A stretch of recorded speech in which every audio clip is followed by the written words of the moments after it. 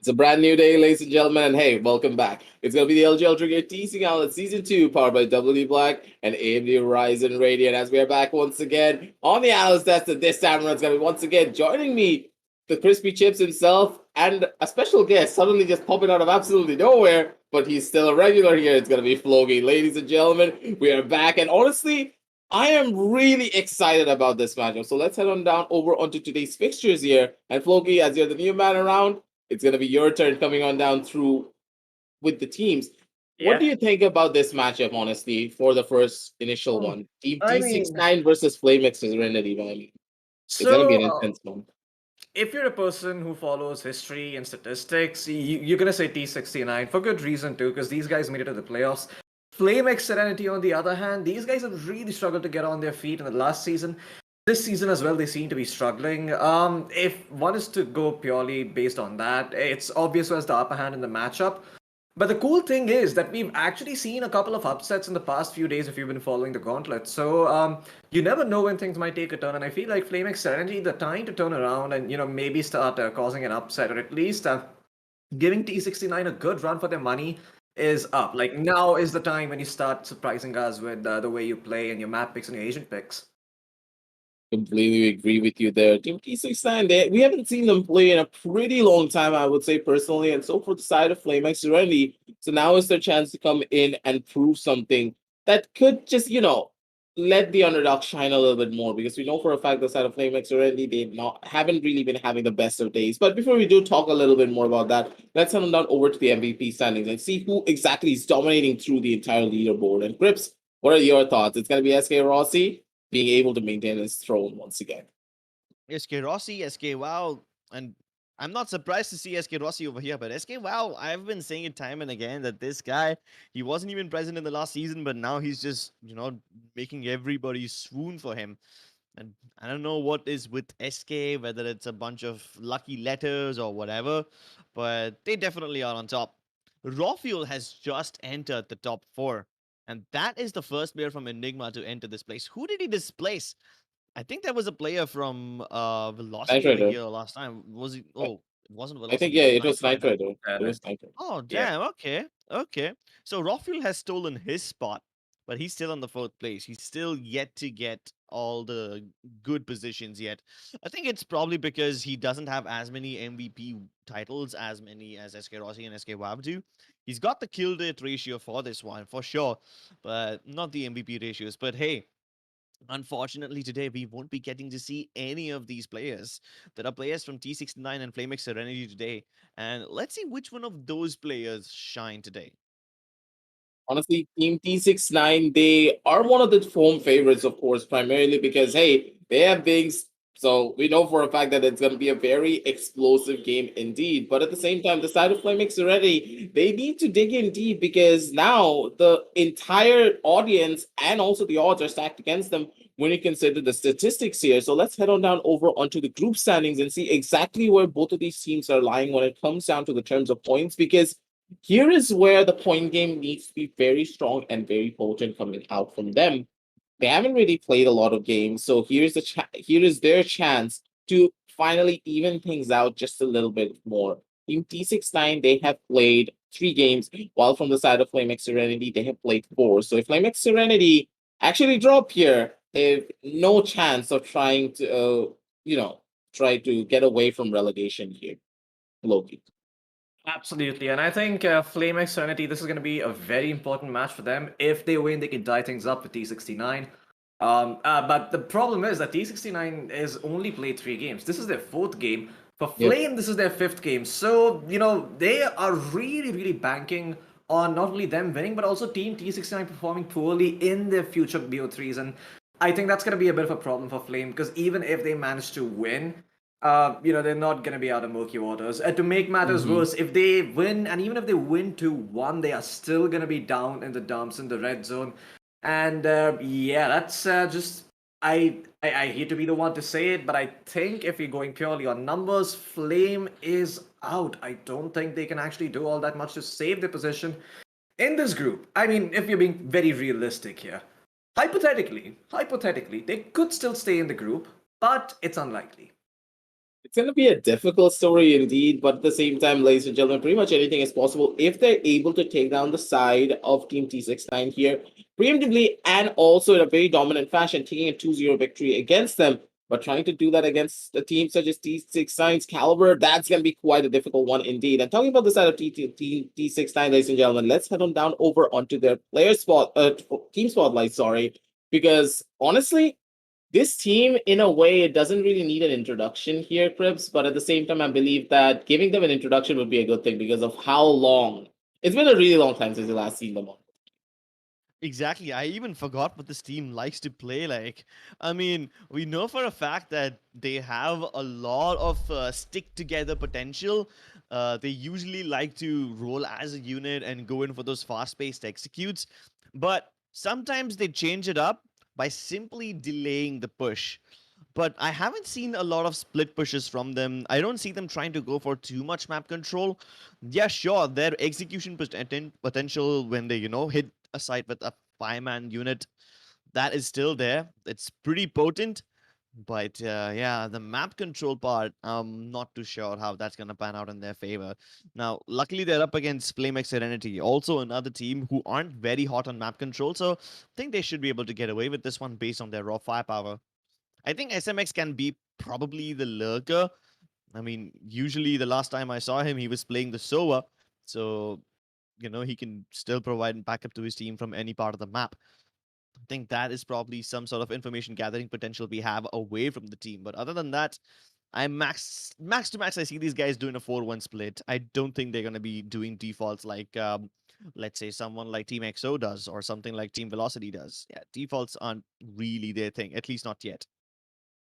Yeah, they're a team that much more rely on having a little bit more fun when it comes down to their server. They like to, run around. They like to poke a little bit of fun at their enemies and then finally take them out slowly but surely in a little bit of a painful fashion. But at the same time, let's see who's going to be doing it the most coming on down through from the side of Team T69 as we head on down to their player spotlight powered by none other than AMD Ryzen Radiant, ladies and gentlemen. Because honestly, it's going to be the side of SMX, just as you were saying here, Chris, a couple of seconds ago. But at the same time, Floki, this guy has proven himself to be one of the best overs in our entire region. But at the same time, he adds a little bit of spice to it by being an extremely potent fragger as well. Oh yeah, I mean this guy is an absolute aim god. The only issue is that sometimes his role can differ on a team. I remember there used to be a time I used to see SMX playing the Omen. He used to be a controller player. This is like 8 to 10 months ago when Valorant had just released. Now he's switched over to that initiator style of play, playing more on that SOA, and I think it suits him a lot better because having someone who does know who is a good fragger and putting him on initiators like SOA or a Sky just helps you have that extra fragger or that sort of extra pseudo duelist when you need one. And SMX fills that role up pretty well. I'm just happy to see him playing again, in all honesty, because he took a long break since I last saw him, and that was like I said 8 to 10 months ago. So him Mhm. being back over here, him just going and fragging out, it just gives me a throwback to not the good old days because it was only 8 to 10 months ago, but to the earlier days of the game when I was hoping that SMX might just rise up and be the next star fraggers of this country. When you consider how far Valorant has come in 8 to 10 months, I think that SMX himself has grown that far as well, ladies and gentlemen. But how much will that growth actually help going up against the opposition is going to be the real question here, ladies and gentlemen. So let's head on down over to the team spotlight coming on down through from the side of FlameX Serenity because this team, they've been making leaps and bounds and they are trying their hardest to, it's to get like to bridge the gap between themselves and a lot of the other rosters here, Cribs. But believe that this roster, they're just not able to find the success that they want just yet. Yet being the keyword over here. They're trying a lot of new things, and honestly, I don't mind if these guys take their time. I don't mind if these guys don't perform well just yet. This is their first shot at a tier 1 event. They have been knocking on the doors of tier 1 Indian Valorant for a long time. They've been stuck in the tier 2 zones, but now that they're finally, getting to play with all these top tier teams, it will take them some time to find their Yeah. own groove, to find what works for them, what doesn't. I mean, at the highest level of competitive Valorant, let's say between someone like Global or Velocity, we say that they need to find what their opponents are doing and then counter them. For FlameX Serenity, though, they don't need to find what their opponents are doing. They need to find their own playstyle first, see True. what works for them. Once they find their own identity, then they can probably start countering everyone else. So take your time, FlameX. I mean, their embers are just starting to, get a few sparks. I would expect that they take a little bit of time before they, become a full-fledged forest fire. I don't I don't even Mhm. want them to, play well. Just take your time and find your own identity. Then I guess they will be indeed a truly top tier team.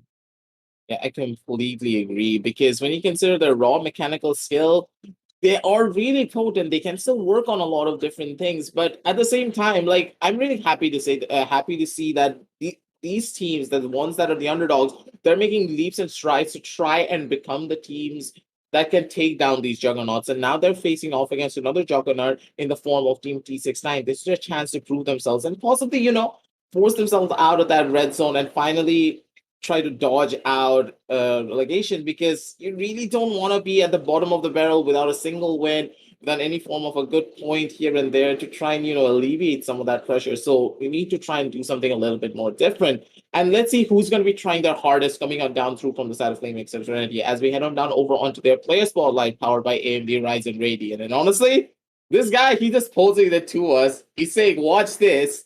And Floki, are you watching? Because I'm pretty sure I am. Yeah, I certainly am going to be watching. I'm going to be keeping my eyes off of FlameX Serenity. And just to add on top of what Crips was saying, I wholeheartedly agree with him. I feel like Flame really has yet to find their identity. They've yet to find their footing and just figure out what works for them and what doesn't. And once you start figuring out what works for you, you can start executing to a higher standard, to a better degree, to a higher order, to a greater magnitude. And I think that is what Flame Serenity need to do right now. When you're going up against some of these tier 1 teams, sometimes you can try to counter them. Sometimes it's going to work, other times it might not. Because a lot of teams do try to counter what top tier teams do. And while countering can be one of those foolproof strategies of maybe getting yourself a win, it is not something that is consistent, which is why I feel one of the bigger things and one of the more important things for teams to do and to get to that tier 1 spot and stay in that top tier spot is to find their identity, to find what works for them, and get better at their execution. You don't need to have a lot of plays in your strat book if the plays that you have make sense and are already good. And I say that as, I am getting erased by Thanos. But yeah, I think that's one of the more important things for FlameX Serenity to do. And once they start doing that, once they find their footing, I think we're going to be looking at a different team. But it's been 2 seasons and they haven't done that. And I hope they figure it out soon enough. Yeah, just take it slow, take it easy. You don't really need to worry about trying to qualify for the top four just yet, but just try and make sure you use all of the experience that you're gaining here as much as you possibly can. So let's head on down over onto the map video screen, ladies and gentlemen, because we really do need to see what exactly the battleground is going to be for all these players. And when you consider the map of Ascend being the very first pick here, Crips, I want your thoughts on this a little bit more. It's going to be Ascend, Bind, and Split. How do you think this is going to pan out for both of these teams? I know for a fact that T69 are very comfortable on bind, but Ascent is something that I think FlameX Serenity can give them a tough fight on. If nothing else, they can just boil it down to pure brawling and fighting. At that point, it will just, come down to which one of these teams have the better trading potential. That's what it will boil down to. Ascent is one of those maps where you can either push the boundaries of your strategic play to a whole new level, or you could just keep it simple and clean and still win. There are no rules to win. There are no win conditions as such in a sense. So I think it's more of a freestyle map. And yeah, since it's freestyle and since T69 just want to have fun, if FlameX Serenity try hard enough, they might just be able to win this. But I'm more concerned about Split. what even is this pick? I did not expect Split to come Yeah. through for any of these teams. Like, that's a completely random curveball, and I have no opinions about that. Yeah. Honestly, I believe that Split could be an interesting pickup to say the very least. That could be the biggest curveball that I'm really hoping to see because that could easily be the one that goes into overtime and could just be the map where we see a lot of surprises, don't you think so, Floki? I'm actually gonna go on a different route. I'm gonna say if it goes to split, it's gonna be 100% T69's map. I feel, I've seen that some of the players play before, and they had some ideas about split way back then. And I'm pretty sure that those players are sharing those ideas with the rest of the teammates now, and that's why they've put this map into the picture because they have certain ideas about it and they want to kind of test it out. So if it does end up going to the third map, voila, you got yourself some new stomping grounds. And going with that logic, this match as a result is perhaps not that important for T69 from a group standing perspective. Because if you remember, this is their fourth match compared to Flame, which is playing their fifth one. So, they have that extra buffer to maybe try and experiment things, see what works for them and what doesn't. Of course, after that, the margin of error is going to reduce because they're not going to have that many games. But if you know that you have the opportunity to experiment and your likelihood of, just making sure that the experiment works, maybe figuring out, what went wrong in that experiment while without, risking the consequences of a completely botched experiment, then go for it. Pick up split, go on the third map, see what it's like. And yeah, who knows? It might come out. Who knows what might come out of that. But with them having picked up Ascent and Bind first, in all honesty, I don't even think it's going to go to a third map. I think T69 might just do this. I love saying it because even if in the end I end up looking like a fool, hey, at least the audience got a great match because I don't think any of us are really expecting Flame to be able to take this one. They might do some damage, sure, but winning might be a bit of a far cry. Yeah, especially when you consider the experience that the side of Team T69 have in general here. And just as Floki did his prediction here, Trips, what is your prediction here as well? My prediction is again gonna be 2-0 for the side of T69, but I have some addition to that. I think Ascent will be a little closely contested, let's say around 13-10, 13-11 in the favor of T69. Bind, on the other hand, I think they can win it before 13-7. Yep. When you consider the proficiency of Team T69 and their love for Bind, I think that could just be the case. But at the same time, ladies and gentlemen, we all do love a good underdog story now, don't we? We are going to be rooting for the side of FlameX Serenity as well to maybe, pull off a big upset. It's going to be a little bit of a small voice in comparison to the main crowd who are all rooting for the side of Team T69. But at the same time, hey, sometimes the underdogs could just be the ones to take it all away if the side of Team T69 they just try to get a little bit too overconfident and they don't understand what exactly they're facing. But for now, ladies and gentlemen, these are just all speculations. I'm going to be sending these two down over to the casters desk because I know you guys are pumped as well to see the match. And we're going to be back with you real shortly with the LG Ultragear T69 Gauntlet Season 2 powered by WD Black and AMD Ryzen Radeon after a short word from our sponsors.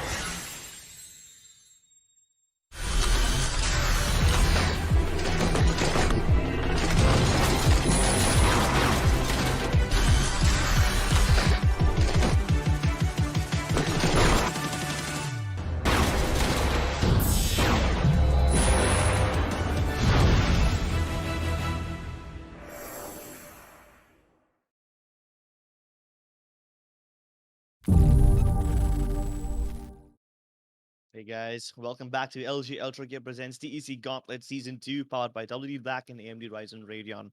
Today we have T69 going up against FlameX Serenity. And while both of us do expect that T69 will win, FlameX Serenity might just be able to surprise us a little. And I like surprises, okay?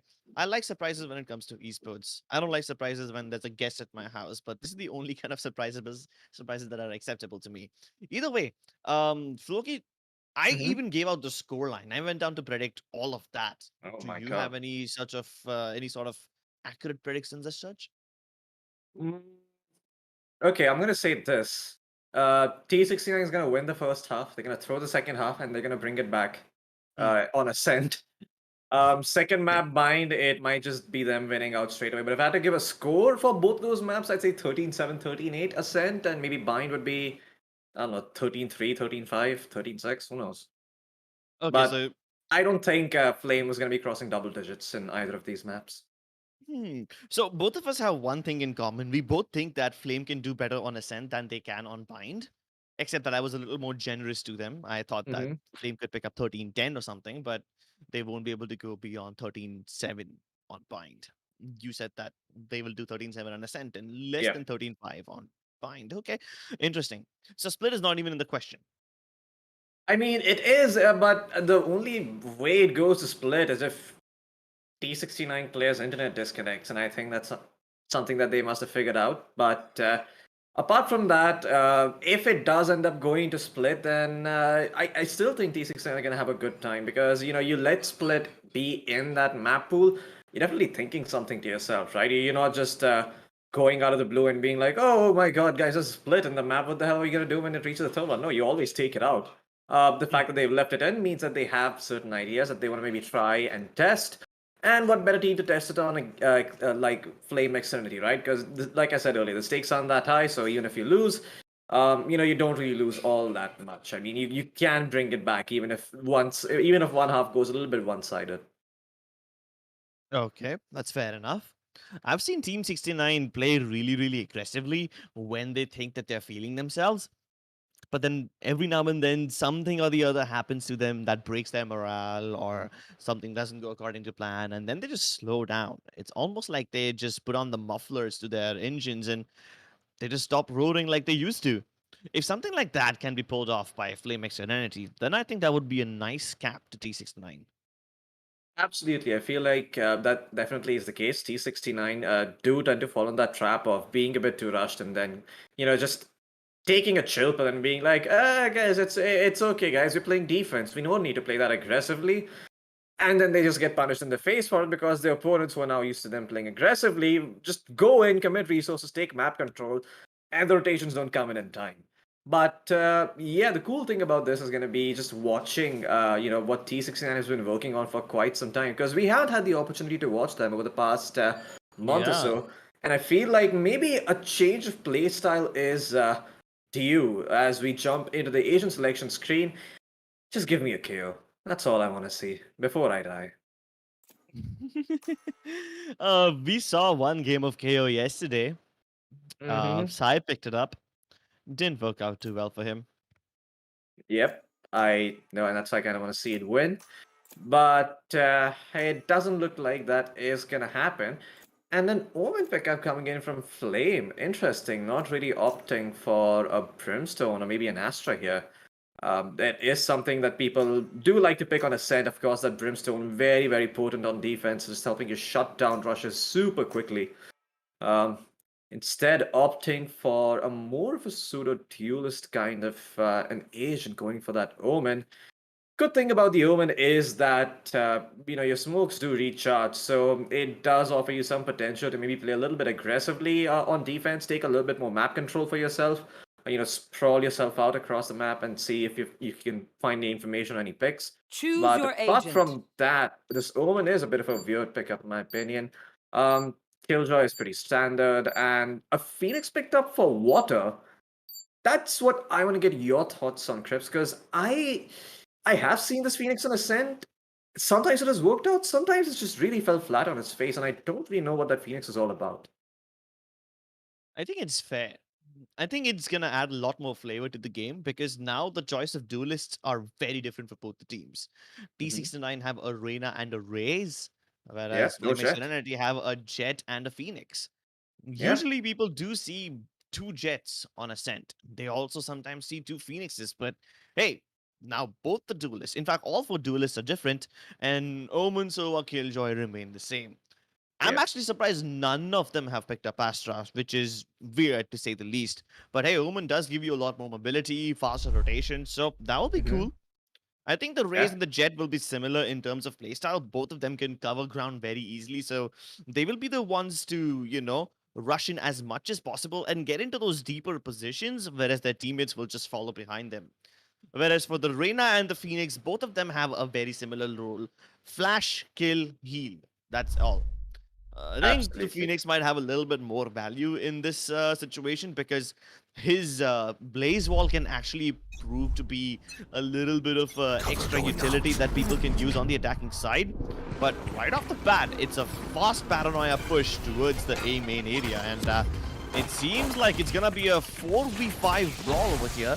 Most of the What? rotations from T69 have already arrived. Oh my god, that's a big blunder coming in from Flame. Water actually throws down that hot hands to heal himself up, preventing the push from going any further for his teams. And now they're stuck. Look at the backstab coming in from SMX. This man is playing the Reyna. He's not playing the Silver like you think. He's gonna fight the first fraggle. No, he's not. Element bests him. Spike But down elsewhere, A. Binks and Strix, they've gotten their casualties. That's probably gonna be a bit too late. But it does force them in an awkward position. Somulal is most likely dead, or is he? Oh no, it's One so enemy awkward. remaining. He's gonna get that kill. It's gonna be a 2 One enemy remaining. Somehow. Spike Are down they going to A. pull it back? Yes, they are. Element clutches it out. What the hell did I just see? This is gonna be a long match. Yeah, both the teams just making so many mistakes. First the hot hands, then the paint shells to push them back, and then they counter push on the back of it. I don't even know what was going on. Like at one point, it stopped seeming like a game of Valorant, and it was just one death match. One Oh, yeah. big death match. 10 people dying in and around the A main area. And it came down to a 1v1. That's how close it was. Oh, yeah. If that's how every round is gonna go, then I'm really excited to see the Spectre versus Spectre round because that's gonna keep on happening again and again. Like imagine both the teams just fighting 5 versus 5 again and again, force buying all the time. Will we ever see a full buy round from any of them? Highly unlikely, but for the time being, they are pushing towards a shot to the mind. They got Pared at 99 with the Spectre. Much quicker, and he's gonna find that first pick. Just make sure that push takes a little bit more time to come in. Buys time for his team to come through. There you go. Banks is already in heaven. He's missing his shots. Has the paint shells at the ready. They've not planted the spike still. And now when the blaze wall comes through is when they're gonna go forward and actually plant it. But planted. Edit crosses that, no fear whatsoever before being traded out by Andy. A 3v3 situation. Post plant positions are not the best, but they can still try. And actually that paranoia put things in a bit of an awkward spot. I was really surprised how Element managed to stay alive. He was not even looking Last with Binks player to standing. shoot him, but then Andy One lines them enemy up. remaining. Binks is the only one who can save them right now. Boiled down to a 1v1. And luckily there are no nanoswarm grenades, so he doesn't need to worry about defusing. He needs to win this duel. Placing What? That is impressive wiring. That's just man. unfortunate. This is a little bit painful to watch for Sumala. The second time this has happened to him, he takes out a potato, throws it on the ground, and they the don't potato go. says, "How dare you drop me?" Well, it's better to drop the potato than dropping the ball. And hey, Binks almost did that. Yeah. Element was looking towards A main for some reason. I mean, I can imagine why he did that because all 5 of his players came in from the catwalk area. Nobody went Yeah. in from A main, so it stands to reason that you would check in case somebody went towards Vine. But then doing it out in the open when your teammates are not covering you from heaven, that would have been an instant death sentence. Somehow Binks was, not able to Yep. capitalize on it. So Element was lucky enough for that, but they won't be lucky enough all the time. He catches Somulal with the spans down, potatoes in hand, and poor peasant didn't even get to enjoy the fruits of his harvest. Absolutely, and this is starting to get a little bit weird as the side of FlameX Serenity, despite being on a bit of an equal, have sprawled out across the map, expecting them to maybe play a little bit aggressive over here, T69, but they're going to hold their horses. They're not going to go too aggressive. until Binks decides to throw the boombot down and just push it forward. Finds the first kill, finds the second one as well, and that's spike down. Spike down mid. Oh, poor Sheriff Fielder. Got peeked by 3 people at the same time. And once again, Water almost died over there because he wasn't even looking in the right direction. But somehow, Fox doesn't connect his spray. He survives enemy at remaining. 1 HP. Yeah. A quick question regarding the mechanics. So, in that last round where Binks was hitting that turret with a Spectre, do you not see the impact of the bullet on that sentry? Because that should help you figure out where the person's coming from. Or does the tracer work in such a way that you only hear the bullets bang against your sentry and you don't actually see where the bullets are coming from? I mean, even if you don't see exactly where the bullets are coming from, you can still hear it. You can still pinpoint the location. Yeah, exactly, The right? turret will just be like a bait thing, right? So, yeah, it does the job of the bait. It tells you where Binks was. But he still pulled out the nanoswarms for the first time, so that's the second round going away from them. Even after they worked so hard to get the win, they don't have the advantage. Absolutely, and SMX, he's gonna open things up here towards catwalk areas. He finds himself 1 kill, and he gets a return though, makes it a 4v4, and Reaper has actually found an opening on A. The smoke's gonna come out, but no rotations have been baited in just yet because the Killjoy is their only line of defense on B. As Flame, they start to pinch T69 across the map, just put them in an uncomfortable spot. Fox, he's so confused, his head is turning in multiple directions, but he's gonna find the kill along with SMX. Somehow bring it back to a 3v2 situation as Reaper is gonna stay over here on the side. They know he's there. They heard the Sova go through, might just bait them from peeking, but no, Fox, he's gonna hold on to his horses here, and now the flash is gonna come through. Strikes both of them. This is gonna be a hard one to pull off for the side of Flame, but yeah, they've done things that are a lot harder before. Maybe this is just a walk in the park for them. The dark hour was put down, One assuming there enemy will be someone remaining. there, but now that SMX has covered it, they know that they're trapped on the heavens. And he must not be given any 1v1s, and Fox will be able to get the trade before it's too late. Yeah, but there was certainly a lapse in communication from the side of Team FlameX Serenity over here. There was also some mistakes coming in from the side of T69, like the dark cover being put down on A main. Sure, you did it because you have lack of information and you know that people have already snuck past A main, so you can't really defend the side anymore. Fox did a decent enough job of killing Water over there and just making sure that the player from A shot won't be able to come in even after he's lost the sight, but that only makes things easier for them in the retake. Now, luckily the timing of SMX arriving into A main and the dark cover fading was just, you know, coincidental and at the same time. But again, he could have locked his own teammate out of the action if things went wrong. But hey, I mean, FS have 4 ultimates right now. They'll run it back, they've got the Hunter's Fury as well, even the Lockdown. So things are starting to look up for them. They can probably use them all in this round and somehow convert it. But look at where SMX is. He is What a in the defender hell? on the attacking spawn. And he's not even trying to walk. He's literally just running in and getting all the kills, treating like it's a deathmatch of sorts. You're nothing. And Okay. the carnage continues. Absolutely, this is what I was talking about. You know, I mean, they're so aggressive here, T69. You best be assured, you give them an opening, you make sure you don't put anyone up on A main. They're gonna snag that push out. And yeah, put you in a very uncomfortable spot. The backstab came in 20 seconds into the round, by the way, Chris. It took him Exactly. 20 total seconds to figure out where they all are. And yeah, life just was so easy for SMX. He was just tapping heads. Yeah, but even in an eco round when they were able to pinch them towards B-Link, they took 3 casualties. All of this could have been very easily avoided. Mm-hmm. And Yeah. because FlameX have been losing this frequently, they've got all 5 ultimates ready. Each and every one. Oh yeah, I mean, you know, you get that death bonus and all those extra points that you have, but the question is, how in the hell do they use them properly to try and make sure they get around on board? Because I've seen a lot of botched ultimates in the past, and yeah, the ultimate usage is not something that a lot of teams think deeply about. They think about it, sure, but not to the extent that you know, one can try and make proper plays around it. It's usually the lockdown or something like a wiper spit where you're like, oh, okay, I guess I'm just gonna do this here, do that there, and that's that. But for the time being, it seems that FlameX Serenity, they have actually found an opening thanks to the Jets operator. And yeah, the rest of the setup from the side of T69 looks a little bit weak. You only have a Killjoy playing towards B. This could be a fairly easy B take, and it's all down to Strix. Has the lockdown to delay, so he will most certainly try and do that, but you have to be aware about the SOA ult on the enemy team. Oh my god. Good value extracted out of that ultimate. He's able to put it down on a shot too. That's one of the most riskiest places to put down the run it back, unless you have your teammates covering you. But at this point, Strix might have figured out that this is indeed gonna be a B push. Can delay for as much as possible. Even the paranoia comes in to clear out lane 1. Good usage of utility, forcing the players on the site to go in the boathouse and stay away from your teammates, which means there's no trading potential. 30 Now Strix seconds is left. trapped over here, Player and he's of standing. course gonna be pre-fired. Yeah, absolutely. No way on it they actually made that happen. But Spike Edit, he planted. pushes the firewall, gets a kill, but that's all he's good for. And yeah, finally, FlameX Serenity, they show some signs of life ever since that pistol victory that they've had.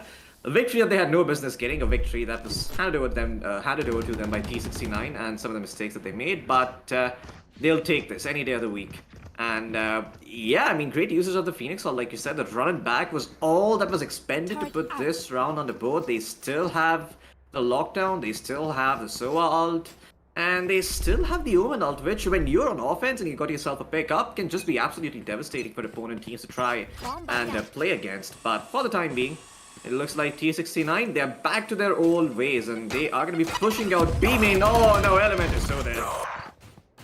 Rip in Spike pieces. down B. Good way man. to pick up the Omen right at the start, and with this they won't have any dark cover left. Which means if they go in for the pushes now, they're gonna have to go in raw. Nothing to Absolutely. block line of sight. You can probably go towards Catwalk and use the Cloud Burst to cover off certain angles. Or you could clear off those angles using the Hunter's Fury. Unfortunately, he's fighting it blind, but he still gets a kill onto Fox.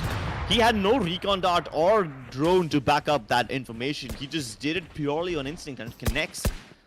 No, he did actually see him on the drone there. He was trying to, the Omen was trying to bait for his Reyna who was in the corner, but SMX was getting into the path of that SOA, so she had to move. And now that sacrifice is finally going to come through as SMX. He's going to find that opening. Killjoy out goes through, gets them the control of a site, but they don't have an Omen, like you said earlier. So it's going to be the firewall and the hot hands, or maybe just the Phoenix peeking out to try and make things happen. The defender Killjoy all comes through, and Edit lets loose his own SOA ult, finding Silver out somehow. What? And what the hell did I Last just player witness? standing. Water spray down 3 people before I could even say, what?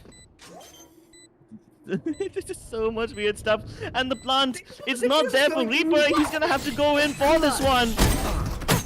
Oh man, that was painful. There's an ult expended on the Jet, and they don't get the round. This, I just need to, I just want to see what the hell happened on Water Screen. How did he get those 3 picks? That was very unusual. Okay, they come in, he gets 1 kill, and he literally sprays all of them down. They lined up. Oh no. Yeah, the first 2 kills were probably legit, but the third one onto Strix. Yeah, that was stupid. But imagine this: Water pulls off a massive triple kill. Your SOA in the form of Andy has already got you 1 kill. And You negated all that advantage, but you still lose. Why? Because the spike is not planted for the SOA. No, not the SOA. The spike is not planted for Reaper in the end. yeah, and I sympathize with them in a way, because if you remember when they planted the spike, they were down 2 members. So, you know, they did put themselves in a spot where they're like, okay, you know, how the hell do we make this work? They had to go for that safe plant, but then, you know, you don't communicate that over in time to the Jet, and then the Jet is just in this awkward position with the lockdowns thrown, and yeah, you can just take the defuse if you're the SOA.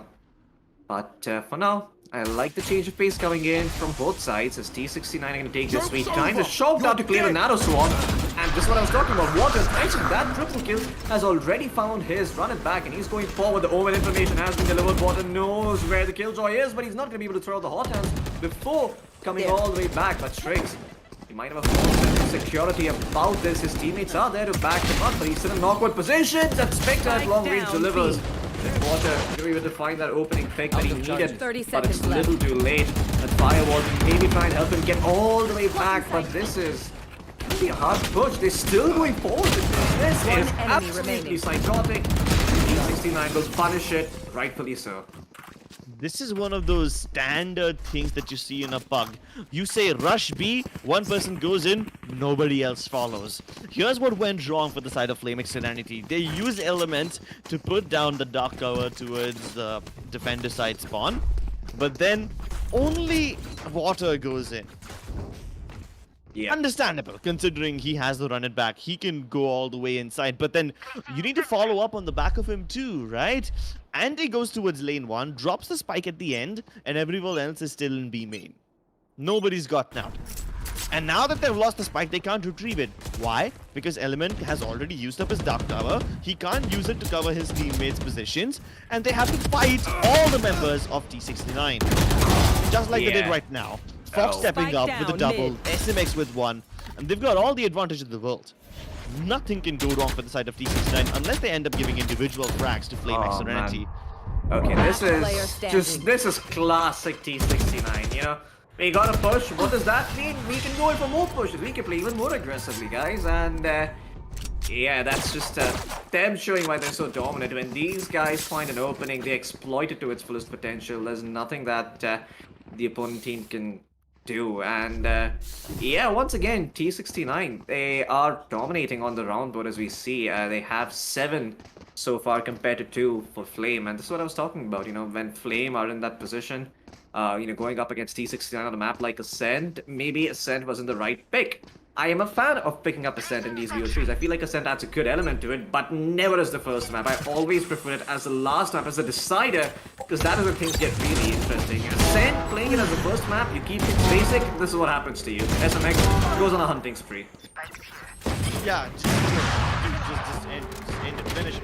One enemy remaining. Put them out of the misery, right here and now. Long. And that's... What? Okay, wait, Strix killed him. Yeah. I legit thought for a second that Omen midair was able to put a bullet in his head with the sheriff. And I was like, bro, that's bullshit. But then I saw the Killjoy got it, and I'm like, that's understandable. Yeah, it's a wrong game that the Omen's playing. It's a different game, different moment. But so far, 8 rounds on board. This is just looking a little bit ridiculous. T69, they are in a hurry. They have a train to catch or a plane. I don't know which one it is, but... yeah, these guys, they're not budging anytime soon. And Flame, if they want to break through this defense, then they need to start taking more risks. As far as I know them, it's probably gonna be a road trip. Oh, yeah. Actually, that makes so much more sense. And on the way, they are, you know, gonna try and find some people Mad Max style and maybe take out some of them just for being in their way. Oh, SMX gets revealed, but it doesn't matter. No bueno. He's gonna go all the way back, get double tagged by that drone and hightail it all the way towards Catwalk. Sorry, towards the Raptors area. But hey, SMX, he's done his job. Elsewhere, they did manage to find the SOA, so things are gonna get a little bit difficult here for the side of T69. But SMX, with that Empress form, he's going to be able to hold on for quite a long time. This is not going to be an easy push when there's a Reyna ulted on an A side. Countless fake teleport there. But now that SMX is about to sneak into Winery, he can get back to safety as well, and Binks is here to back him up. He just doesn't want to stop. He still wants to fight them. What a mad lad. He just doesn't care. 30 seconds Finally, his over-aggression will be put to a halt. But hey, you caught the spike. Spike down. And now you can stay here. Even if you get detained, that's completely okay. He doesn't even want to wait for that. He will go ahead and pick up the fight. Binks is an absolute mad lad. Just does not care. No F's given. Yep. Lockdown over there. Yes, thank you for revealing your position. We shall fight you. Yeah, no, we shall not fall back. We just don't respect the ultimates at all. Little known fact, the F's Chris was talking about is actually fear. Because Binks is literally always the first one to go in. I mean, this it's an absolute shellacking. In the words of my favorite esports caster, and I don't think there's much that Flame can do to recover from this one. This is looking like it's the beginning of the end. It's Sunsman, it's a different game. Oh, of course. Yeah. Get out of my way. But hey, this is a new approach. Strix using that operator, you know, just polishing his operator skills for the time being, and it looks like they are just fine as he finds water to start things off. Oh my god, that one tap on SMX is so beautiful. One enemy he remaining. baits as well for his Spike down teammate. mid. Makes it a 3v1. Now it's just down to good old Element. He clutched the first round. Can he clutch the last one? It's gonna have to be an ace clutch, and Strix is gonna find him before that happens. Well, Switching sides. as if they didn't damage their opponents enough, they must damage each other too. Oh yeah. Yeah, it's the thing you do when you're so wild when, you know, it's the Out of last round charges. and you know, you're like, in a 1v1, you just kill the lowest guy on your team. And he's just wondering what the hell did he do to deserve that. But, great stuff by T69. 10-2 for them. This is going to be a hard one for Flame to pull back. But we've seen bigger comebacks in the Esports Club Gauntlet, haven't we, Crips? Oh yeah, we just saw one yesterday between Team XO and Global Esports. It was weird one to say the least, but this looks like it's gonna be a straight up B push. Let's see what's gonna happen over here, because there are only 3 defenders over here. A modest number, given that whatever we've seen so far. Hot Hands might just stop them. Won't stop Reaper though. He still will take one before he falls back. Dark cover put down as well, but it's not a perfect dark cover. They can still peek on the back of it. It will although be a headshot angle, so it's gonna be a very risky peek. But at this point, Team T69 can afford to fall back. They can leave their Killjoy over here. Strix as the one to sell the fake, but everyone else can start moving towards mid, where they will come in contact with Reaper, who just starts looking in the wrong direction at the worst possible time. I don't know if he spotted Edit and SMX cross, but he probably can spot Fox crossing. And if he kills Fox right there, that will be important. That's the Omen dead, but he does... Okay. At least the broken utility on Catwalk will tell them what they need to know, but is there anyone available to defend? I don't think so. Okay, they do have a couple of players up there on site actually, but they're not even gonna get there. Oh, Water's gonna find Strix. Their plan was to go back B, but that is not happening anytime soon. They're gonna have to push through a smoke and run into a player meat standing. grinder. Spike That meat down grinder is B. Water and Element. Flawless. As Flame, they're gonna find their third round in this game, but yeah, T69, I mean, that was a little bit too aggressive for my taste. I like the move though. I mean, that was a very sick paranoia coming in from Fox. His understanding of how that position works is absolutely wonderful, because the paranoia he came in from tiles. So the only real option that the defenders have is to go back in towards lane. If they go forward, they're gonna get picked off. If they go backward, they're gonna get picked off. The only position was to go back towards lane. And that's where the boom bot came in from, you know, your good old Binks. So it effectively gave them a ton of map control. If only the Jet actually didn't find the pick, things would have been a lot easier. And the Hot Hands too. Once again, a fast B push. Let's see if it works this time around. They've at least managed to sneak past the B main area, and Binks is already inside this cheeky little corner. But his teammates can't follow up on the back of it, and obviously that was a suicide spot when Element is present over there. His teammates, once again, now falling back. It's up to Strix to liberate this area, but he will take a bullet to the face. But at least Fox, what a nice shot, wins the duel against the Marshal with the Sheriff that too. This still looks possible for the side of T69. And instead of falling back towards Catwalk now, they want to work up mid. The recon dart will reveal whatever they're planning, but... yeah, he Last couldn't player cross there. standing. That's it. He's been revealed. Only one smoke to work with. Nothing to cover him. He's gonna need a bunch of juicy Sheriff headshots if he wants to make this happen, but he's got a few in line. Fortunately, he's getting pushed from behind as well. He's not pushing Yeah, I mean, good attempt there by Fox. That was a sick headshot. Even though he had a Marshal, he wasn't the Sheriff's County, and we all know who reigns supreme on that one, but that's not enough. And good thing is that they managed to force out a couple of rifle buys coming in from the side of, you know, Flame. They are going to be forced to rebuy, but no, they're actually going to go in for the Spectre. Water picks up Spectres and full shields instead. And because the Phoenix actually couldn't find those kills in the first 2 rounds, he doesn't have the run back ready. Usually when you're on offense and a Phoenix finds a couple of kills, even if he dies, that buy round can just be turned so quickly because of the run it back that Phoenix offers you. It basically offers you a free buy round if you're able to, you know, get the point. But this time it doesn't happen, and things are going to be a lot slower. And this Phoenix sort of has been functioning like the Brimstone for the side of Flame. They basically covering the lack of a Molotov with another Molotov from the Phoenix. Strix! Oh man, that was a little weird element. finds one, gets taken out by the other, but Flame, they're just dropping like a bunch of flies. Reaper on the flank, he's gonna find one kill. Only healthy, by the way, can still make this round happen. Strix and Binks, their HP bars are pretty much non-existent. Binks is gonna look for an angle, not find it, and when he breaks that door, he's gonna have only one shot. That's not enough. Bro, what is going One on? enemy remaining. I legit Last cannot player control this standing. anymore. This is not even a game, it's a circus at this point. Put on a red nose and you've got the perfect clown for you. You've even got afros on top of your head in forms of red-green caps.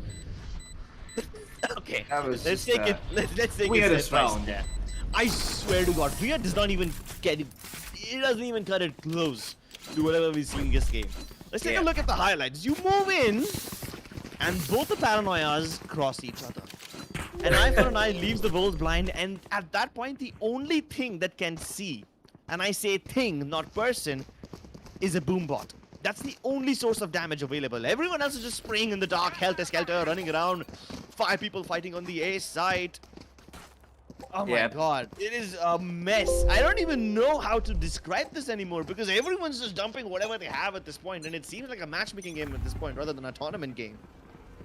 Absolutely. It was a hilarious round, but you know, this is one that maybe T69 can pull back. They did get that spike plant down. They have all the money for rifles. The trade's gonna be there, even though water by Strix, SMX can be there. Return. Oh no! The Lear, he was in an awkward position, so he couldn't do anything about it. And Snakes on the Lurk is gonna find one as well, and he's pulling it Spike back. down B. Not really though. It's down to Element again. 1v3 situation. This man has done it once, but doing it again and again is not a spot he fancies himself to be in, as I believe Edit has disconnected.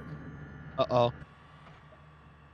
That's the spike planter. Oh no, this is a little bit painful, but they know they've adjusted. Oh, Well, my Edit is back. even if he wasn't, SMX and Pinks don't mind. They want to fight. They'll get to do it soon. Hey, who's got this snap? Here's the funny thing. It was once again one of those regular old rush B rounds, no nonsense pushes. But then Binks pushed up all the way into mid, and he's able to catch the people coming in from market before anyone even has any idea. And while you're still just figuring out whether it is indeed a B hit or if T69 are gonna fake later on, while you're worrying about all of that, you forgot that mid existed. Andy pushes through a dark cover. He should have been dead instantly. At least he was able to get Fox before he dies, but SMX says, nah, son, you won't be doing any of those smoke shenanigans when I'm around over here. Absolutely, and looks like it's gonna be a classic ace coming in from T69. SMX with his ult is gonna go forward, looking for that first pick. He'll find it, but will finally find one on the arena. Could have maybe peeked inside that smoke and saw Somulal there, but decides instead just to get control of the site. A wise decision at that. SMX, there's only W keys on his keyboard. He's gonna go forward, and Binks is there to get the trade. He doesn't matter. He doesn't matter. He's just on forward to be the more courageous man, and Binks, in his keyboard too, there's only a W key. But, And the spacebar to climb up. and a spacebar, absolutely. And yeah, that's it. T69 make quick work of Flame. This is match point. I mean, this has been a bit of a roller coaster of a game in the first few rounds. This game feels a lot longer than it actually has been. No, yeah, I swear to God, it does feel like that. That's a very weird feeling. It feels like it's been longer than it actually has been because it's a very quick game, but it still feels like we're just seeing the same thing over and over again. There's so much It is a roller happening. coaster, and it's only going downhill. There are no ups and downs. There's no loopholes. Yeah, this is it's a weird one for sure because you know the way this. Oh boy. Yeah, well, sure. one side is a so hard and the other one doesn't. The question is, he actually gonna find it? Oh, okay, he is, and he is looking for another tag.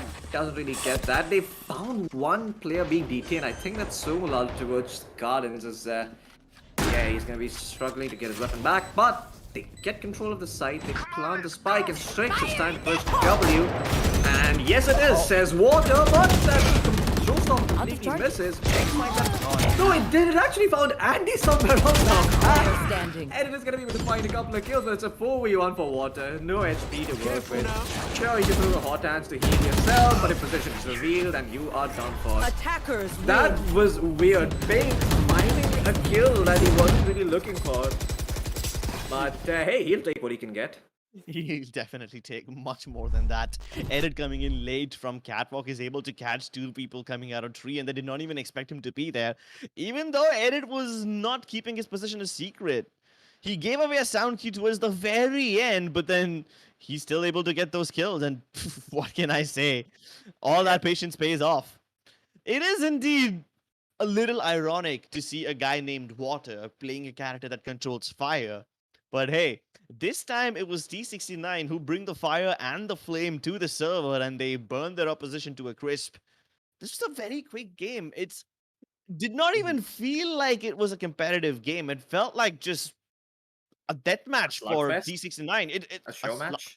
Slugfest. Slugfest is a better word for this. Let's take a look at the highlights because, sure, there are a lot of random slugs being thrown around everywhere, and these highlights will probably do justice because the game certainly did not. Yeah, I mean, if you want to look at a bunch of frags, then highlights are the perfect position for it. Look at this. I mean, this is the first time we're talking about. It feels longer than it should be because of stuff like this. I mean, both Killjoy's whiff, Edit pushes his own Razor's paint shells, takes a bunch of damage, whiffs his classic shot, and Strix does the same. And that's why this game feels a lot longer than it actually was, because there was just so much happening at once. And yeah, this is the part I was talking about, by the way. Do you actually see those markers on the sentry, or No. Okay, I mean, fair enough. I don't know. I think that's something I've never considered before. It has been pretty easy for me to pinpoint locations of my enemies, whether or not I have the turret with me. But It's based on yeah, sound. yeah, I mean, of course, there's gonna be sounds, but then when you can hear a very angry Binks running towards you at full speed, why would you pull out the Nana's form? It's not even like he tried to stick the fake diffuse. He just straight up went for it.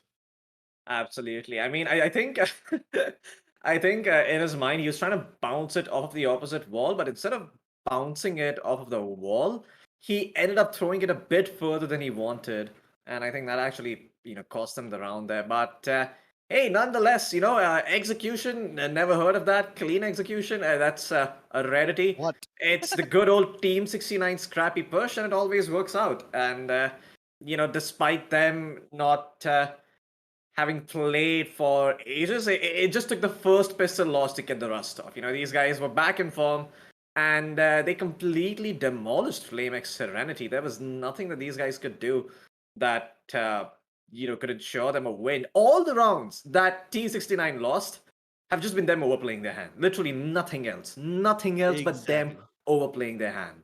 And how do FlameX even deal with this? They're trying to treat this like a serious game. They're trying to expect where your enemies will come from, where they'll push, where they'll be. But guess what? They were always wrong about it. You know why?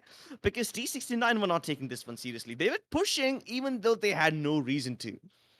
Consider this post plant situation. The attackers have the advantage. They're supposed to hide and defend the spike. But no, what do? They push instead. They push you into A main. They push you into heavens. Yep. What is a guy who's just starting to rotate out of B coming into heavens? What is he thinking? He's going to be thinking how I can set my teammate up for success. Yep. But he still considers heaven to be a safe place. But then when there's Binks and there's SMX literally in your face, what do? Like, they're pushing you in a most unorthodox manner.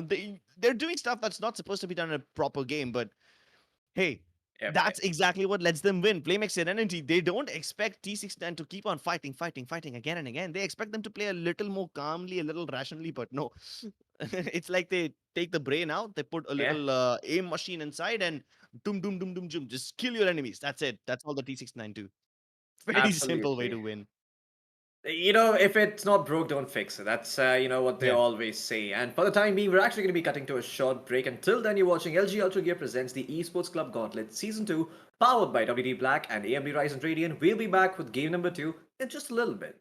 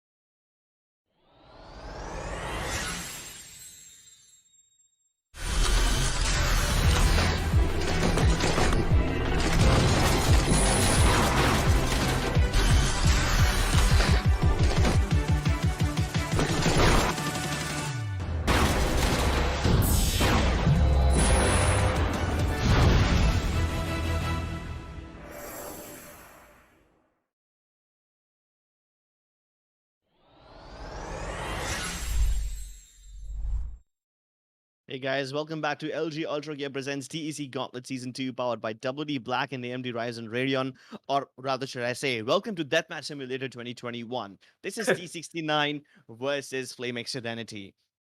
Oh yeah. Are we seeing a competitive game over here, or is it just a very sophisticated deathmatch with a little bit of strategy thrown in every now and then?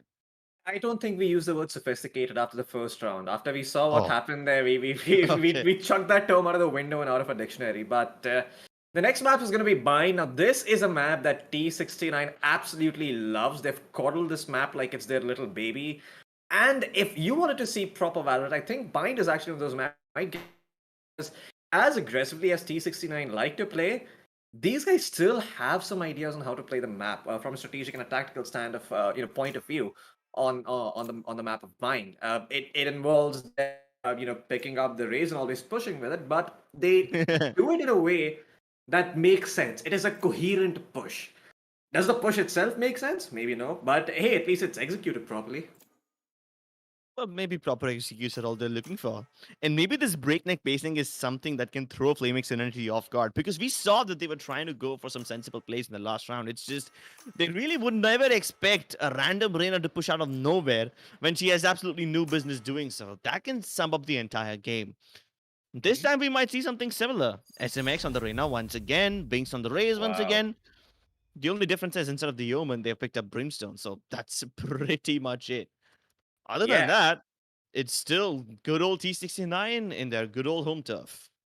Absolutely, and I have to say the lineup of Flame actually makes me a little bit concerned. They went for double initiator, single control, double duelist. That's no sentinel on their team. Even if they get themselves 8 or 9 rounds on offense, their defense pretty much relies them on making contact plays.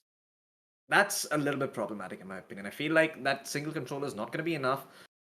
And this lineup, it looks really cool, but instead of that Reyna, you probably want something like a Viper or maybe an Astra to make it work.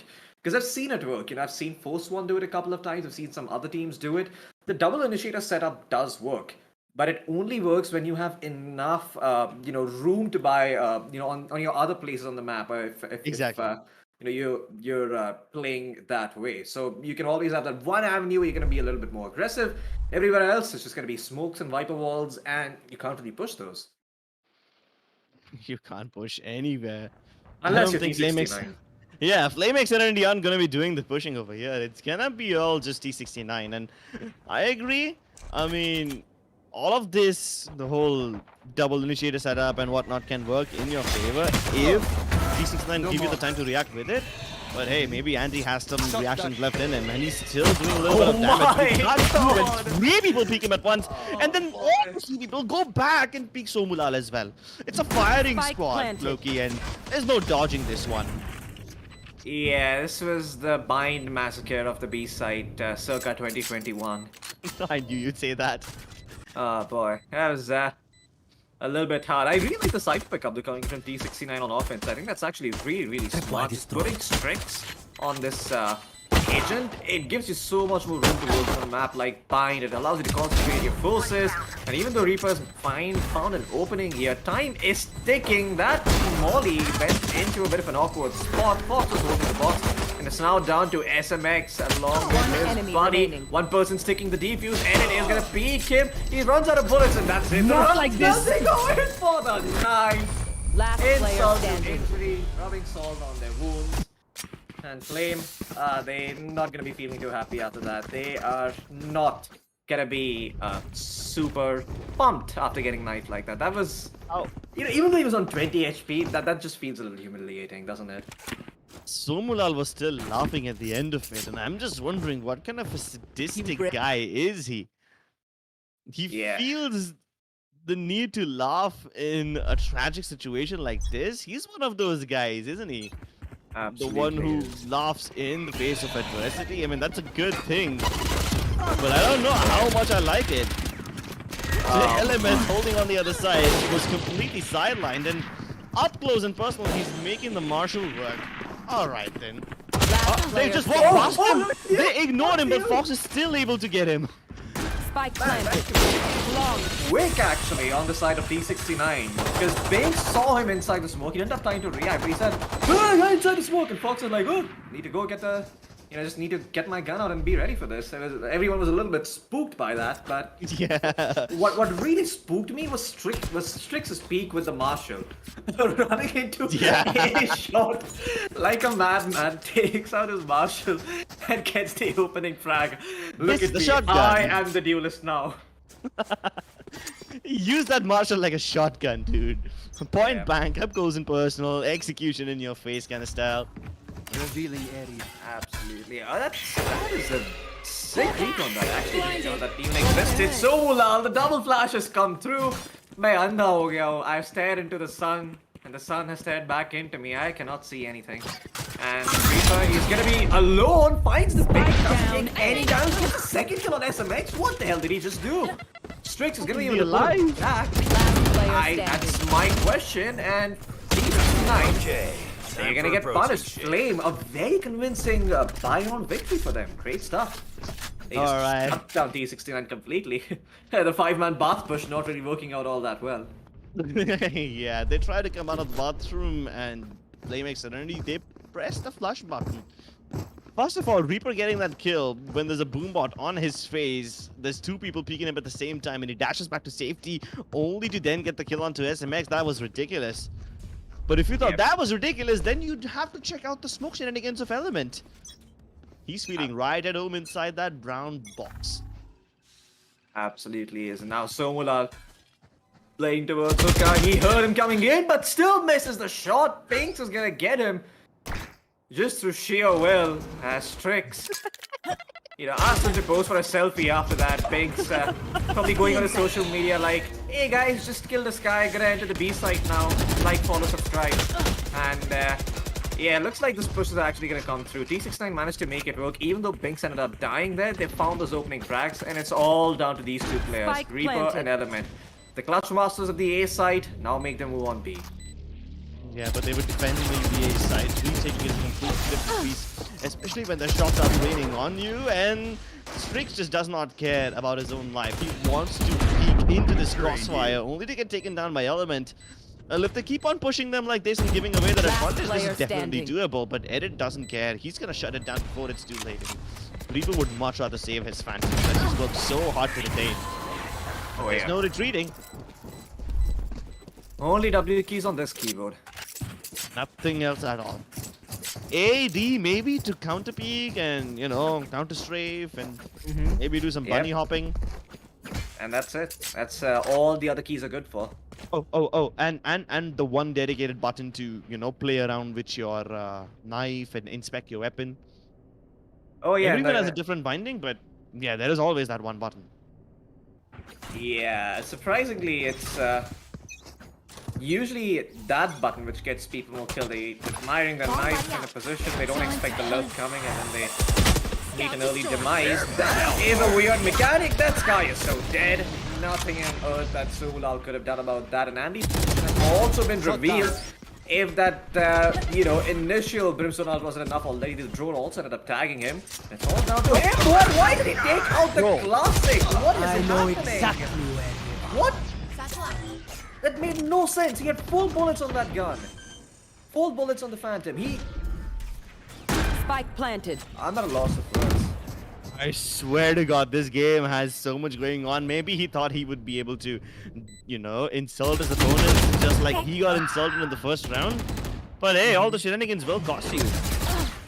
Absolutely. Last And player there you go. standing. That's looks like Flame might actually win despite what Edit do. Despite all of the weird stuff that he did, he still got 2 kills. So hey, if it's not broke, don't fix it. But once again, T69, despite that strong start, the weird place from Andy is actually what keeps them in the round, and they're able to pull it back because he was able to get that man advantage for Flame.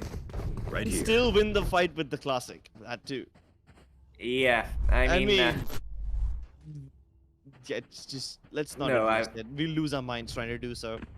yeah, this I believe we're gonna see. Oh no, that moment is already passed. Never mind. I wish we actually got to see that. That would have been fun. But Yeah, I mean, despite whatever he did, he got his team the advantage, and this is one of those things the top fragger is doing weird things on your team, but he's still winning the round, and you know you can't tell him anything, because if you do, he's probably gonna be like, wanna see how I throw? Okay, that is a bit too eager. SMX actually tried to push that molly inside the smoke, but comes all the way back, realizing that sometimes you do have to press the S key. While Element has been pushed off of holding that angle, they still haven't found full control of the A side just yet. And it looks like Reaper might be finding a frag over here. This is a bit problematic. The spike hasn't gone down. Everyone is rotated in. They are stuck here. But the peaks are all they need. 3 people at once. Rising the entirety of FlameX Serenity. And Andy's gonna let loose his ultimate. Is he even gonna catch it? It does, but he doesn't find the kill. And his ult has been wasted. He's gonna get triple, quadruple, no, only triple speed. No 3 members from T69 there. Oh boy. I don't even know what to say. I don't think anyone does, man. I actually think at this point a commentary is subtracting value from the match we're watching. Yeah, man. Let's just try to have some fun like T69 are doing so over here. They don't care. They went in for a straight up A push. They only left Edit towards bathrooms to come in later on in case something went wrong. And he came in just so that he could throw off the people who were present towards that bathroom side while his teammates were busy planting. And look at me, like an idiot, trying to analyze what went down in what clearly is a deathmatch. And there's no point to bring in pro strategies or analysis over here. Okay. Just have some fun and just hit some shots. That's all you want to do. Beacon here. Absolutely. And the 5-man B push comes through. Banks just playing hopscotch on the side, but it's still SMX to find that first frag. Right here. The showstopper goes through. Doesn't really do any damage, but hey, they get on site. The spike is planted. Who cares about a lost ultimate? SMX, he's on a killing spree.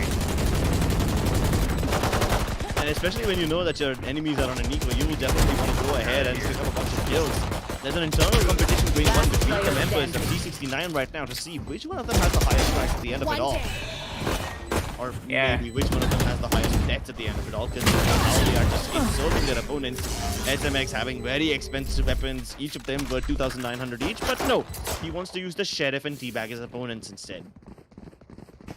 Yeah, I mean, I guess that was him returning the favor for what happened to him in the round of, I believe it was the the 5th round where he got double tapped. No, sorry, he got taken out by the Phantom. Somebody else got double tapped. Who got double tapped on the team of T69? I think it was Binks, maybe. No, Binks actually died early. You know, I'm Floki, so confused. this game is hard enough. Stop trying to memorize everything that happens over here. Just make it easier for yourself, man. Deploying drone. Yeah, apologies. I'm trying to do my job. Clearly, I should. We are all trying to do our jobs, but it's just that T69 are making it so difficult for us and so easy for themselves. It's almost like a little criminal activity, and oh my goodness, Water jumping up to get that kill with the showstopper, a double on the back of it. But of course, if you use your ultimate to kill your friends, there will be a reverse ultimate in return. More kills coming on through from the side of T69, but no, once again, this guy got the wrong utility in his Last player hand. standing. And it's a 1v1. Despite everything's been said and done, Fox might just lose this because he overextends. What is a spike? Something that you can ignore and go drop it into the defender spawn instead of planting. Spike is just a concept. It's not a real human thing. construct. Absolutely. You can win rounds by just killing the entire enemy team, which is the primary way to win on attackers, by the way. That spike thing is just a little footnote in there that you can ignore. But yeah, T69, you keep ignoring footnotes and Flame is going to start catching up. Now 3-5, the scoreline getting a little bit closer than they might like. So if there's any time to pump the brakes, it is now. But if I know T69, they're just going to take this as an invitation to go completely berserk. But they don't. They wait for the drone to go through, and now the push is gonna come in a proper way. There he goes. There's that all that he wanted. Big sky has been opened up. He's gonna find his trade right there, and that's it. This round just getting completely shut down unless SMX can find something. No, he cannot. Well, that's a very convenient way to stop a rush. The orbital strike waiting down from the sky. And Binks is still keen to push through it. He wanted to climb up on that box using the statue, but What is shot! orbital strike? It's just a little bit of sunlight, man. I'm scared of a little bit of sunlight. Forget it. Now we go towards the B side. Only the Jet is present over here, and she can't do much considering that he's been put in a sky smoke. But he can probably get out of the smoke, surprise them as soon as he hears the spike being planted. No, you missed your opportunity, and you've been tagged. Don't stay in there. Oh, they I changed know that. exactly where you Into are. a trap fire that I did not even know was present over there. When did he even put that up? He put it in the smoke in case somebody pushed through it, but that was such good prediction from the side of Strix. He knew that someone will try to go for some shenanigans, and Reaper never would have thought he would have been caught in a trap fire in an area which he had control over. That's just the weirdest stuff. In a good way, too. But Fox now picking up the fallen operator and delivering Last frags player one after the standing. other. Unfortunately, Andy literally swung all the way past him. Yeah. I mean, this is what I was talking about. You know, T69, they're starting to get a little bit ahead of themselves. I understand that they want to play a bit aggressively, but right now they're putting the cart before the horse. Even though that crazy playstyle might have worked on Ascent, they don't really need to do all of this on Bind. They can just play the cookie cutter way. And as much as aggressively as T69 likes to play, I don't think this is what they've usually done. I think them playing this aggressively on Bind is a new thing. The way they've just put 4 people on one part of the map and just try to push through sheer force. That's new. I haven't seen this before. I don't think they have ever shown this to anyone before. I think the only reason they're doing it is because they underestimate FlameX Serenity. Oh, I see. And When that four men don't know underestimation use might Bind. just punish them. Yeah, that's the logic. You know, when 4 people aren't enough, try 5. And when 5 people aren't enough, pick a Phoenix. And the Sage maybe to bring it 7. Blinding. Probably, yeah. And a KO, just make it 8. Last player standing. Well, that operator has done all the work for them, and Reaper, looking to send a message, is gonna get himself a 4K as probably T69. This is gonna be the invitation to take it a little bit slower, because now they have failed a hookup push, they have failed a B-long push, they failed a bathroom push, and they've also failed a short push. So their playbook looking a little bit, I don't think there's any more plays remaining in that playbook. It's looking like it's empty for now. But let's see what they pull out of the satchel for this one. When 5 men don't work on... never mind, this is an eco, so I understand that. Okay, it's gonna be 5 people with classics just trying to get the spike down. And Reaper, despite this being an eco, I don't agree with the way he's going out there and peeking, just making himself an unnecessary target. Water is gonna find one thanks to his paint shells. And Fox is trying to loop all the way around towards bathroom. Oh. And it... What? That was funny. Gets him towards the U-Haul. And this is the position that Water has been playing for since forever. Element lining people up as if it's just a little day at the barbecue. Put all of the meat through a skewer, roast it a little bit. Don't burn it. And then enjoy the meal. Couldn't get the 4th one, otherwise that would have been the nice little dessert that he had been looking for. But unfortunately, this barbecue still has a few guests left.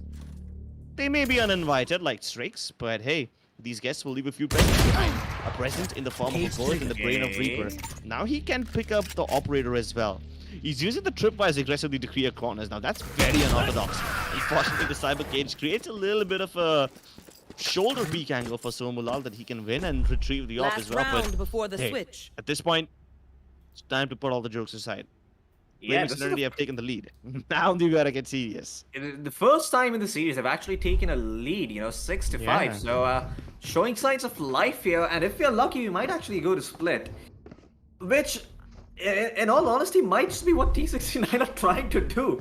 Maybe they just want to play split, and they're going in, guns blazing, 4 people on one side. When 4 doesn't work, try 5, and just trying to practice that map for all intents and purposes. But this time around, they're gonna be able to take out Reaper. That operator is out of play for now. A 5v4 round, no Sage, no Phoenix, no KO. You are not gonna have enough bodies for this one.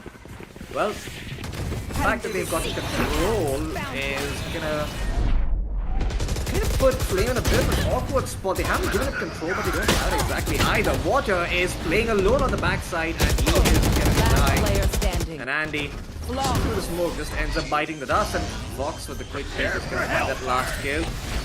Ah, yes, kill off Strix. Switching Kill off the sides. only person on your team who has actually been, using his brain a little little bit. tedious. Exactly, exactly. There were two ultimates coming in from the side of FlameX Serenity. They had the orbital strike, they had the seekers as well. What else do you want?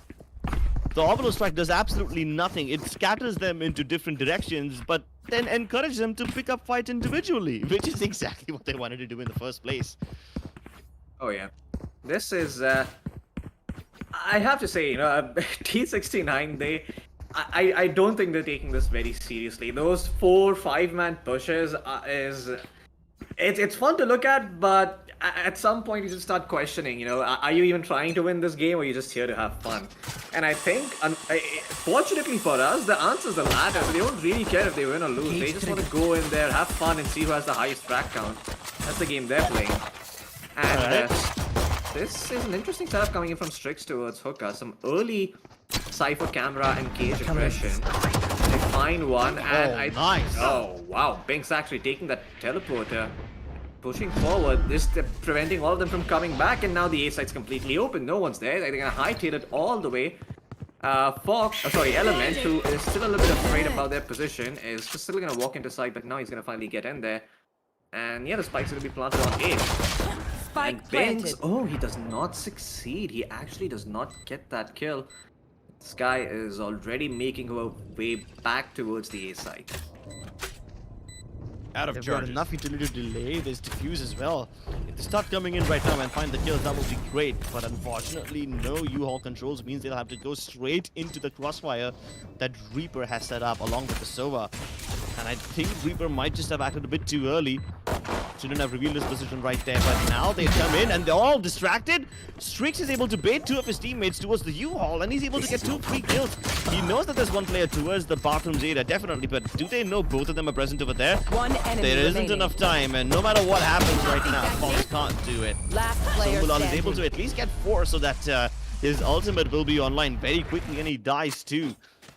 4 points available on his ult. 5 Strix is able to actually. get 3. Do you get the point for the spike death on your own or no? No, okay. If you die with Okay. the spike, you don't get a point. But If you that- die with someone else's bullet, yeah, then you do. Oh, okay. I thought that was only for the defenders. Interesting. Fair enough. Yeah, he's got himself 4 points. If he doesn't have the Phoenix, he has the Sky. When you can't run it back, you seek them out. And soon enough, that's going to be coming into play as Flame are up to 70-69. And a bit of an awkward spot, and they can't even force fire if they want to. Just as I say that, Strix is a Spectre in his hand. Yeah. Spectres and full shields versus Spectres and light shields. No shields too onto SMX, but that's okay because SMX can overheal and get into the armor for himself. But Strix is looking as sharp as ever, and down. while the enemies were unplugging the darts from their bodies, he's gonna plug some holes in their chest. No leaks over here, says SMX, and he's going around to catch Reaper, but he dinks. Unfortunately, no armor on SMX means he will lose the duel to Reaper, but it's still a 3v3, and the HP advantage now available on the side of T69. But as soon as I say that, the regrowth will come through. Still 52 seconds left, and Team FS are playing this seriously. They are actually trying to predict where T69 will be, not realizing that T69 is probably never going to put that much thought into this game anyway. Recon darts will probably not reveal anyone towards the site. There's only one player available towards U-Haul, and even he's holding a 1 and an angle. So what will they do against Fox over here? 30 seconds left. I mean, After showing presence towards A, they go towards B, and that's the wrong side to go because there's 2 people over here. They would have had a much harder time. Yeah, and I think that was actually Ed getting flashed of all people. That recon is going to be super helpful for Strix. He's going to spot on a third. Gets so Mulal. One The Cypher enemy ult remaining. goes through. And it's all down to, well, Reaper and Andy, and they're both dead. So that's done and dusted. A force buy works out for Team T69, Right showing us the unorthodox strategies on defense on bind after you lose the pistol on defense. Right here. That's quite a mouthful, and as I say that, I just realized how silly that sounds. They forced a bot on a defender's side of map and on defense in the second round, and they won. That destroys the economy of Team And their FS. morale. And their morale too, yeah, that's just an added bonus right there. But No, I don't think you I- can reduce morale into negative. I think once it hits zero, it goes. It's a whole number. It really isn't an integer. Exactly. Spike down So A. I said it the other way around. They wanted to reduce their morale. The economic damage is just bonus. Yeah, it's the mental damage that matters. Yeah, and especially with SMX pushing all the way up close and personal with a guardian and tapping heads. That's the damage that you were looking for. You would have expected a guy wielding a sheriff to go ahead and do that, but no, Last a guardian player works standing. just fine. What next? Maybe a bunch of Buckies? Nah, I think the bulldog's in order. You need to complete the the rifle. Yeah. I was gonna say trifecta, but then I realized 4 rifles, so that doesn't make sense. Yeah. A quad cycle. So Yeah, you gotta that- complete. I mean, they've been playing deathmatch all this time. Now they need to play escalation. You start with the phantoms and the vandals, and then you go down towards the bulldogs, the specters, and the worst guns. Oh yeah, and then you finally end up with a melee knife. Yeah, then you. Which, finally end up in with all honesty, they've already done that. This game. Exactly, they've already done that. Yeah, so they've completed the escalation cycle from both the ways. Interesting, interesting. T69 never cease to entertain us. That's what I really respect and enjoy about them. When T69 is on the server, you're gonna have fun. In what way, shape, or form, that That's you're not not aware guaranteed. of. Yeah. No guarantee, absolutely. You're either gonna see a complete shellacking or just them going berserk and giving us the wildest rounds in this game. But so far, Seekers are gonna come through. This is what the Sky was preparing for earlier on, but SMX has a Guardian playing an off angle, doing his best impression of a jet, but Reaper says, stop trying to impersonate me, gets all those kills. And now it's down to the two arc rivals, the Sova and the Cypher, both doing the same job. The shock dart connects onto Andy, cancels the plant, and he's gonna move over to triple box as a result. Scooch and make Spike some room for me, planted. he says, and Strix already there on the hunt. Oh my god, Right that here. Sova has been tagged. They know where the Brimstone is. If it weren't for that Revealing area. smoke, I mean, the Cypher would be so potent right now, but fortunately it covers his position. And Reaper towards enemy Bart, remaining. he is just waiting for his decoys to do all the work. Edit, all the way alone in this big bad world against two Flame Serenity members. One enemy remaining. Against one Flame Serenity member. Looking to clutch this one out. Tries to hold it, but Reaper peeks it. Imagine if he actually clustered out. He had the time to do it too. Oh yeah, I was gonna say against 0 Serenity members and then eventually against the Spike. Against the spike. Nah, I think he skipped the zero thing. Just wanted to go straight for the spike. Pros don't fake, that's what he says. Yeah, and he quickly learned that you probably should. You probably should. Yeah, they haven't been putting on their poker faces. If they did, they wouldn't be smiling this much. Yeah, I mean, T69 are giving us a close match on Bind. That's a little new. On Ascent, they completely stomped, but seems that Bind is actually giving them a little bit of trouble here. Usually they're able to have their way, but this time around that's not the Scout case. destroyed. Solal spots out one, but does he see the second player in towards the corner area? Yes, he does. The flash has gone Spike through. down A. And despite being somewhat blinded, he found that kill. So everyone's gonna reveal him. And there you go. So ult comes through. Reaper's gonna find that kill. And Strix also actually ended up eating the tag, so he's down to 5 HP. Reaper is on the hunt, but Fox is trying to cover for his teammate. The Bulldog is out. All down to this fight. The Vandal reigns supreme. More damage comes through. Fox gets taken out, even though he almost managed to get the kill. A 2v2 Player situation standing. that One Reyna enemy remaining. gets one, but is not able to dismiss in time. And now a very unhealthy Reaper going up against Edit, who is he might actually, nope, never mind, he doesn't actually get the kill, but he has the shock darts at the ready. Reaper is not gonna fall for them. It's too late. You have to consider, both the Sovas using up their Hunter's Fury is weird. But what's even more weird is that Andy used it after he reached into U-Hauls. You gotta have some really big balls to do something like that. Unfortunately, Reaper doesn't have any HP, but this was a weird round to say the least. And not because we saw the very awkwardly placed Hunter's Fury from both the Sovas, but also because the side of Team FS are actually winning duels towards Bath. But unfortunately, they lose all their players while they're trying to go towards a shot. They got the U-Haul controls momentarily, but after that, they were unable to clear out the site and had to rely on just their bathroom players to do so, who were coming into the party a little too late.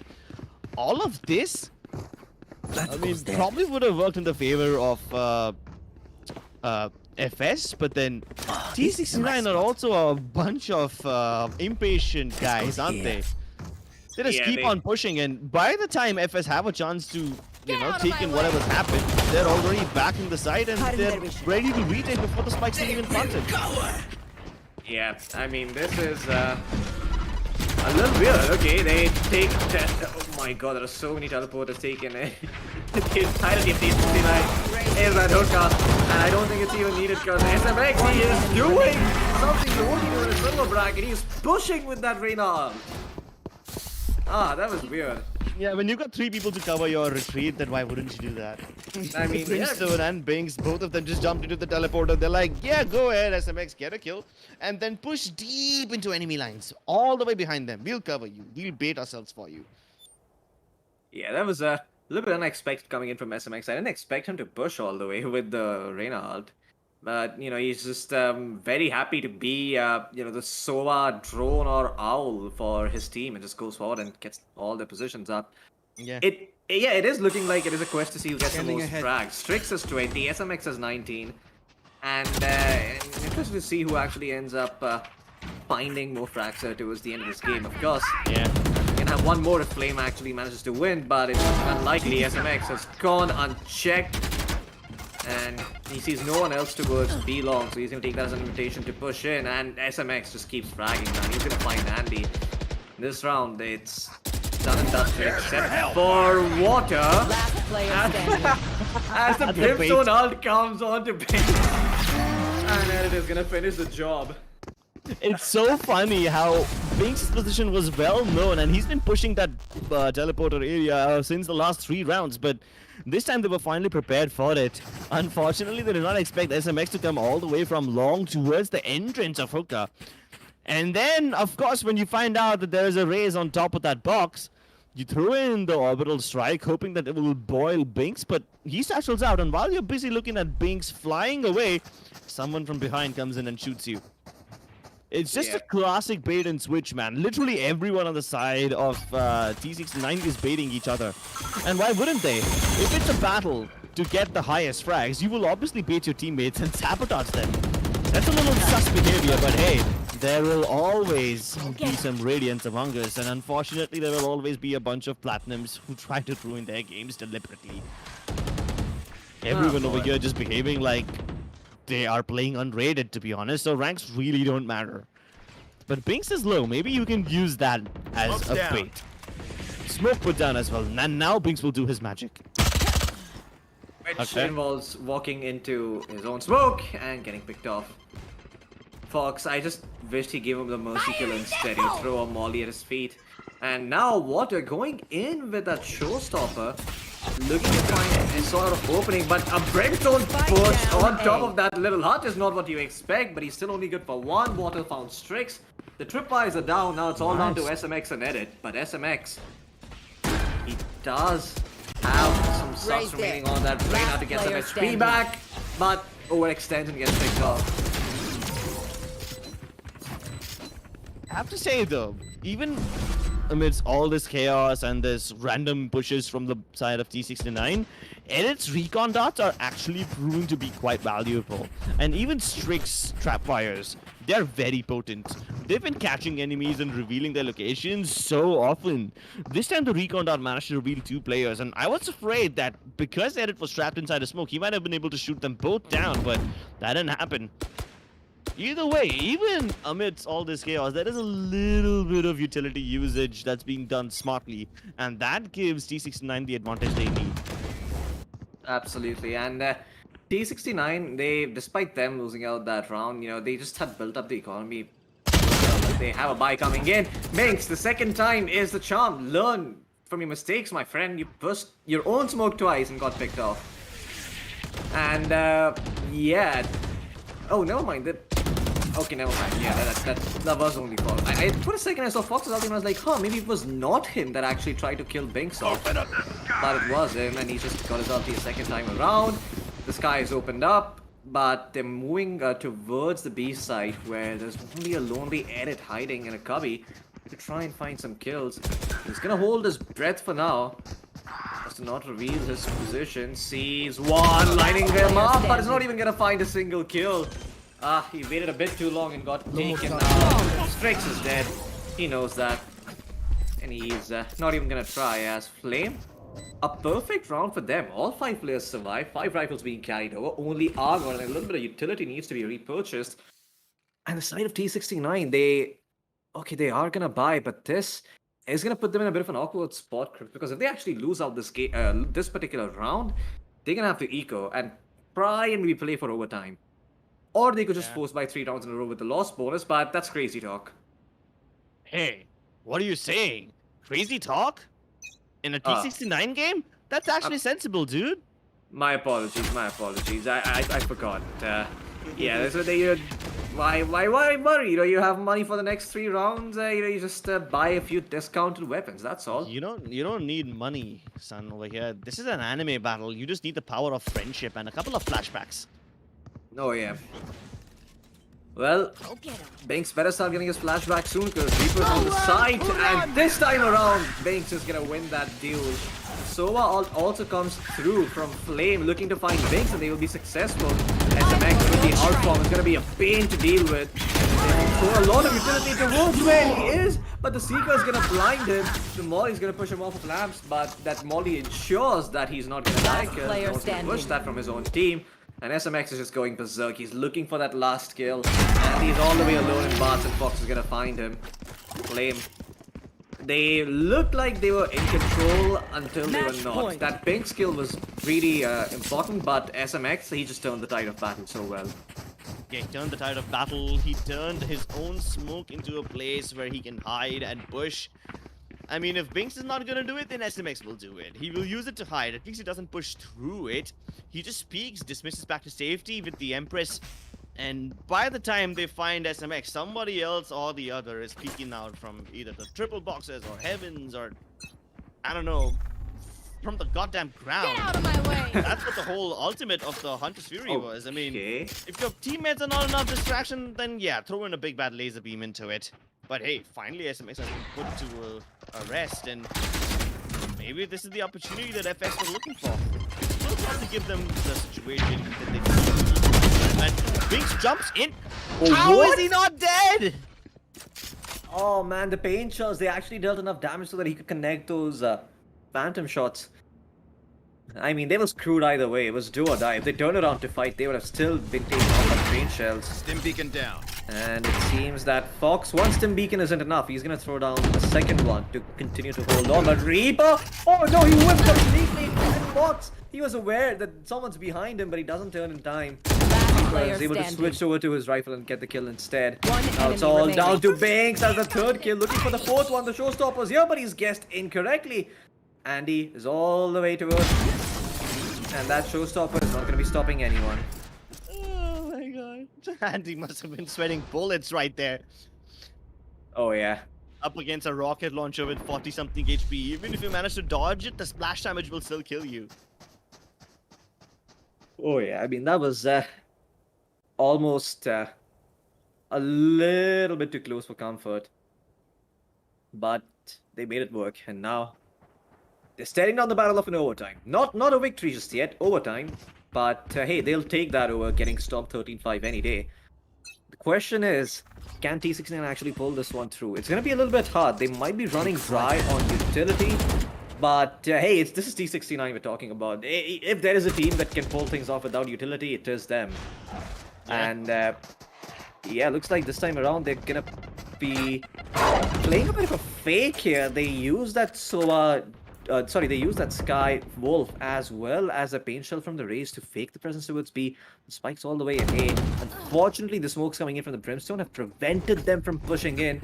And I mean, is T69 outplaying themselves? Okay, never mind. Their head's back on their shoulders now. They know what's happening. And the spike still hasn't moved. This is weird. I don't like this coming in from the side of Flame. The spike carrier is on a shot for the last 40 seconds. And while I understand you need someone to watch the spike, you could have taken map control elsewhere. They still found no map control, so all that aggression towards Hookah is now useless. And T69, they're just confused as I am. Yeah, but at least they've got the right instincts. You're gonna stack 3 people on the B side, which is the correct thing to do. Oh, Edit almost got that kill 30 onto seconds Somulal, left. but hey, at least he managed to track him down to less HP, making it a little bit more manageable. Brinks will push out of the smoke, but this time he will be treated just like Brinks was. Gonna be dispatched with a bullet to the head, and SMX and Fox now left alone. SMX One still will enemy be able to remaining. get something done, but Andy says no, and we are going to overtime indeed. Well, maybe T69 have bit off a bit more than they Switching can chew. sides. Not the kind of Overtime. situation they would have wanted to find themselves in, but hey, I really hope this doesn't go to split. Yeah, I can't stomach likewise. this game. I'm sure as hell I won't be able to stomach split. I mean, I love the stone cold expression on Andy's face. You know, it doesn't matter. Winning, losing, poker face all the way. And T69, like you said, they might have bit off more than they can chew. Fortunately for them, they're going back on the attacking side over here of this overtime. So, yeah, it's going to be home turf for them. They're not too afraid. Why do they care what's going on here? For the time being, though, I see a shorty picked up for some reason on one of their players. Gonna be interesting. They have rifles, but I saw a shorty there. It's just weird. Nice. I have to say, these recon rounds are really, really good by Edit. And the fact that SMX is playing that arena is working out for them. But this is the good old T69 aggression. Unfortunately, you can't really push through a Brimstone Molly. That just does not happen. SMX, the flash comes through the cage towards the left to cover the lamps area. The recon not revealing where everyone from Flame is. And Water is going to be finding one. And he finds also the smoke as well. Water is just lining them all up. But Strix will get the One return enemy kill. remaining. And now it's left Spike alone. down A. SMX, he's alone in this world to try and clutch things up. But Flame will win this one out. Match point for Flame. Switching sides. Match point. I'm done, Floki. Like, I'm just really, really done. They put down the sky smokes hoping that they'll be able to plant safely, but instead of going for the plant, they all just push through their own smokes, and then they die. Like, forget objectives, forget Spike. What even is that? There's a reason the sky smokes exist. It's because you want to be able to line up a couple of them so that you block out this area, so that you can plant without fighting. But what's the use of the smokes if you just want to go in and fight nonetheless? Binks pushes his own smoke. They go out towards the U-Hauls.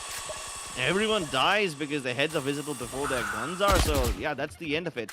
And once again this time, Reaper picking off Fox towards the bathrooms area. That too was an ego peak, just dry as hell, drier than the Sahara Desert. Maybe SMX can bring it back. Both of them right around the corner, and Reaper still delivers. Well, he is living up to his name. It's about to swing his sights once again to deliver swift justice, and even Andy does the same. This is looking more and more in the favor of FlameX Serenity as time passes, and it seems like we want to go to Enemy split. remaining. One game was not enough for us the shenanigans, and ladies and gentlemen, this has Attackers been win. a pro epic promotions. I don't know what to say because T69. Neither do I. Neither do I. This is painful. D69. All those rounds on offense, they just threw away. Absolutely threw away.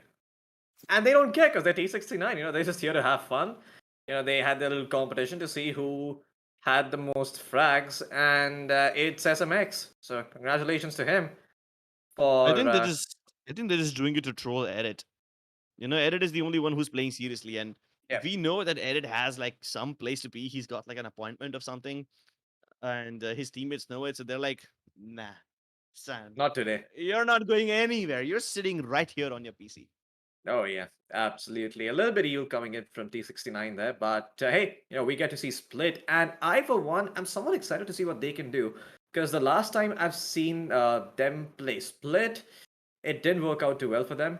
I've seen SMX play Split on a different team, and that looked really promising. The question is that knowledge transfer has that knowledge transfer come through, or is this again gonna be a slugfest for T69? That's the big question.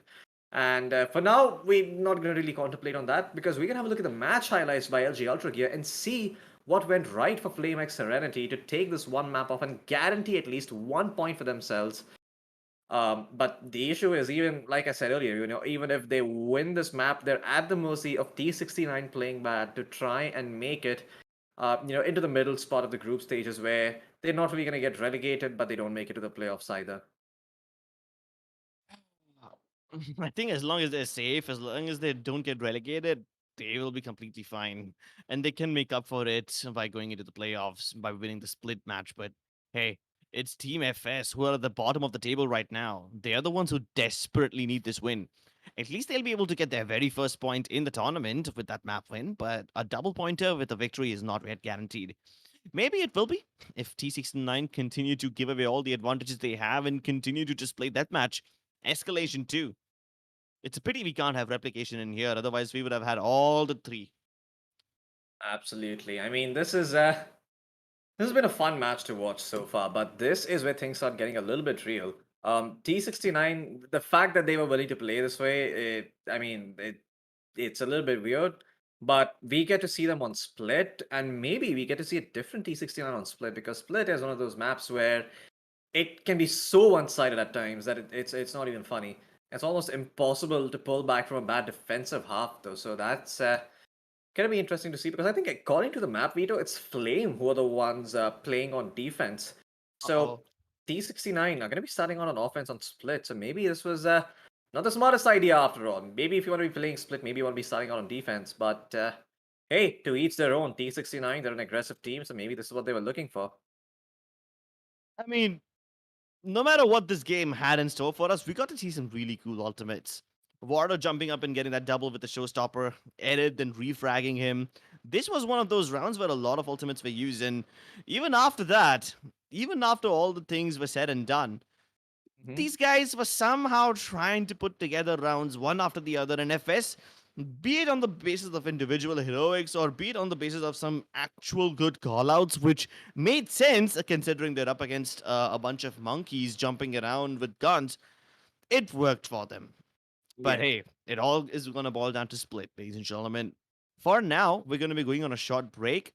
And after that, we will return. You guys are watching LG Ultragear presents DEC Gauntlet Season 2, powered by WD Black and AMD Ryzen Radio. Don't go anywhere. The third map between FlameX Serenity and T69 will be online very shortly.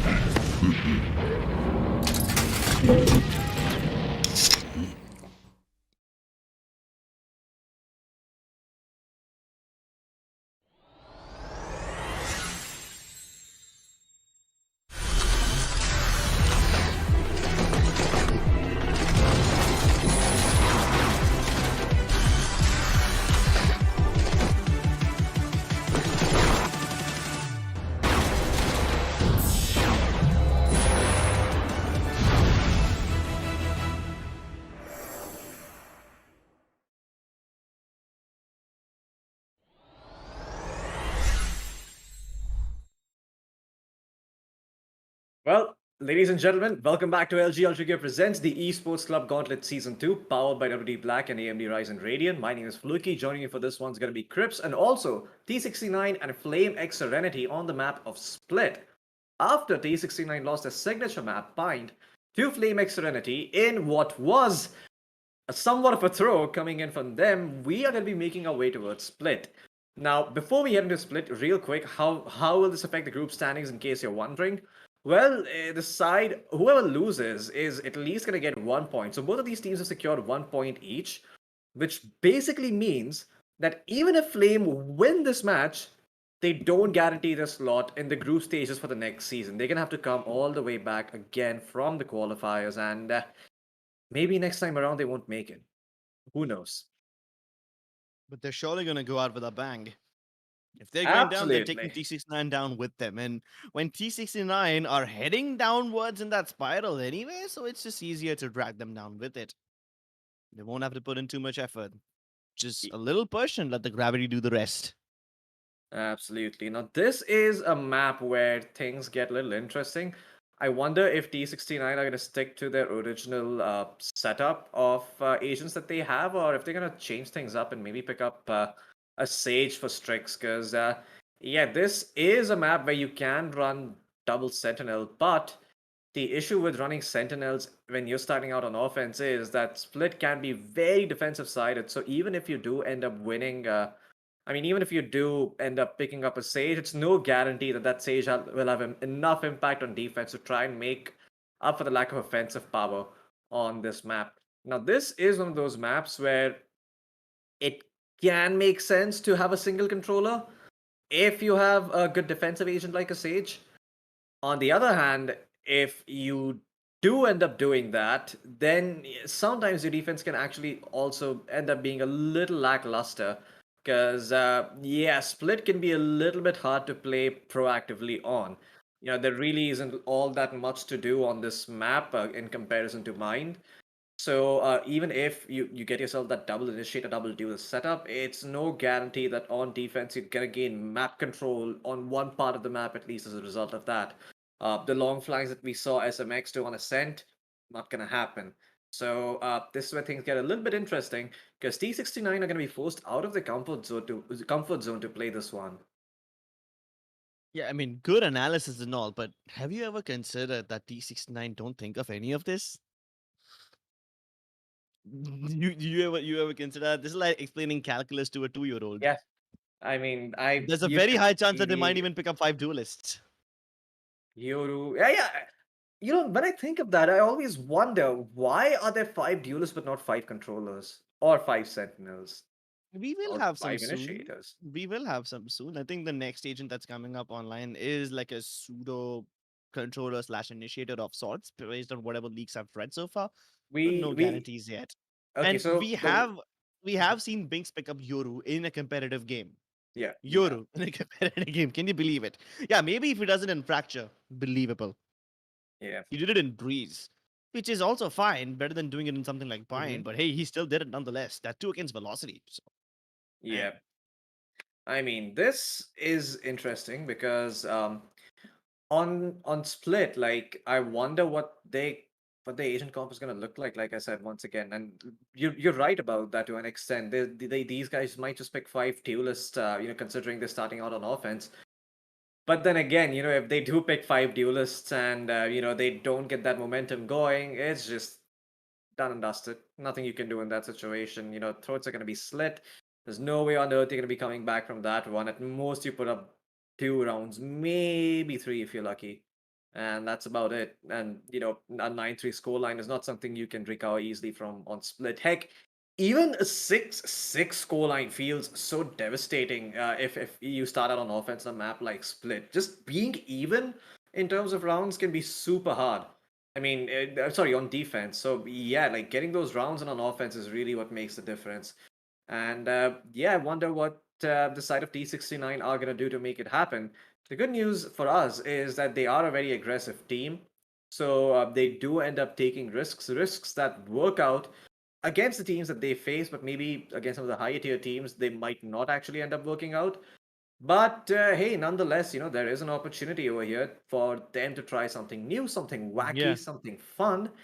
And maybe, just maybe, we actually get to see KO, the one of the two, or maybe should I say three viable initiators on this map.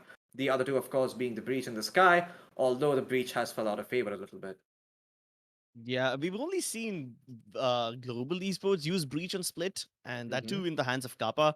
Yeah, Kappa has been brave enough to pick up Sova only once in this entire Gauntlet series. And I know that most people don't like the Sova on Split, even though this man is still a little viable. The Russian Hunter is still okay-ish, and especially in the hands of Kappa, he's very capable of pulling off some really sick rounds. But hey, I think this is one of those maps where maybe KO can work. We saw Sai do it yesterday. So why not? And hey, given whatever T69 have been throwing at us, a KO definitely seems like a more sensible split, a sensible pickup than a Yoru for sure. For oh like yeah. 100% for sure. But then once again, I don't know if they'll be playing it seriously. I think you were right. The only reason why these guys are still, trolling around and having fun is because they're up against a team like FlameX Serenity, a team that they consider to be inferior. But FlameX Yeah. Serenity have now shown us that they cannot be taken lightly. You can't literally do whatever you want and still bully them like you did on Ascent. They will be able to fight back. There's a reason why they're in the Gauntlet, and now they've proven their mettle. Now, let's see if they can prove their mettle once again when T69 will hopefully be playing a proper game instead of just death matching around. Part of me says it's going to be hard. The other part of me says that if I'm guessing Flame are going to pick up a Sage on this map. Part of me just says that they're always going to break the wall and make the enemy team so paranoid, because that's what T69 love to do, right? Even if there is a Sage, you're going to hear 4 or 5 Vandals, down mid, in that first buy round. But the question is their defense going to be strong enough? I haven't seen Flame play this map before, so I can't say. I've only seen SMX play this map before.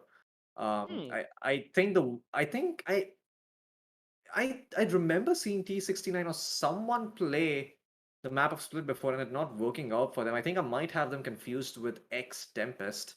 I could be wrong, but yeah, the Split map can get a little bit weird when you're starting out on offense, and especially like I said, if you don't really get those rounds in on offense, it can be super hard to come back. Because Split is just one of those maps where it's so based on tempo and momentum. If you get that momentum going, even if you're on offense, you can just smash through the defense any day. But if Yeah, you but it's a don't, big if. yeah, and if you don't, then you're just kind of screwed, because Split is not even a map where you can actually force buy on. It's one of those maps that it just does not make sense to do that. I mean, sure, you can maybe if you get a spike planted, you can do so on offense, but yeah, even then, it's not the most promising of prospects given the way that map works. Um, I I really don't know what to say on this one. I feel like T69, they have a good chance of winning this, but it's all gonna come down to what they pick. If Yeah. they go for some of the saner choices, I believe this is theirs. If they go for something a little bit weird and a little funky, things may not work out for them. As that when I say funky, I say Euro and Phoenix.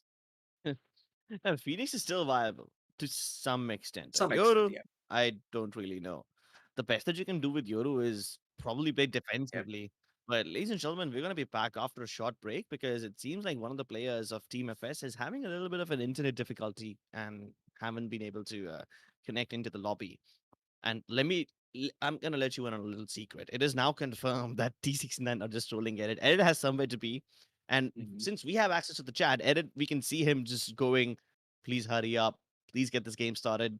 And he's already raging at his teammates for throwing the previous game. And Yeah. every time Edit says, please start quickly, Bink says, take it easy, take your time. And that's all the proof that you need. So, yeah, Yeah. while we wait for FS to get their players back in the lobby, we will be taking a short break. But don't go anywhere. Edit's unfortunate heroics and everything that his team does to either support him or undermine him is yet to be seen. So, we'll see you after a short break on the other side.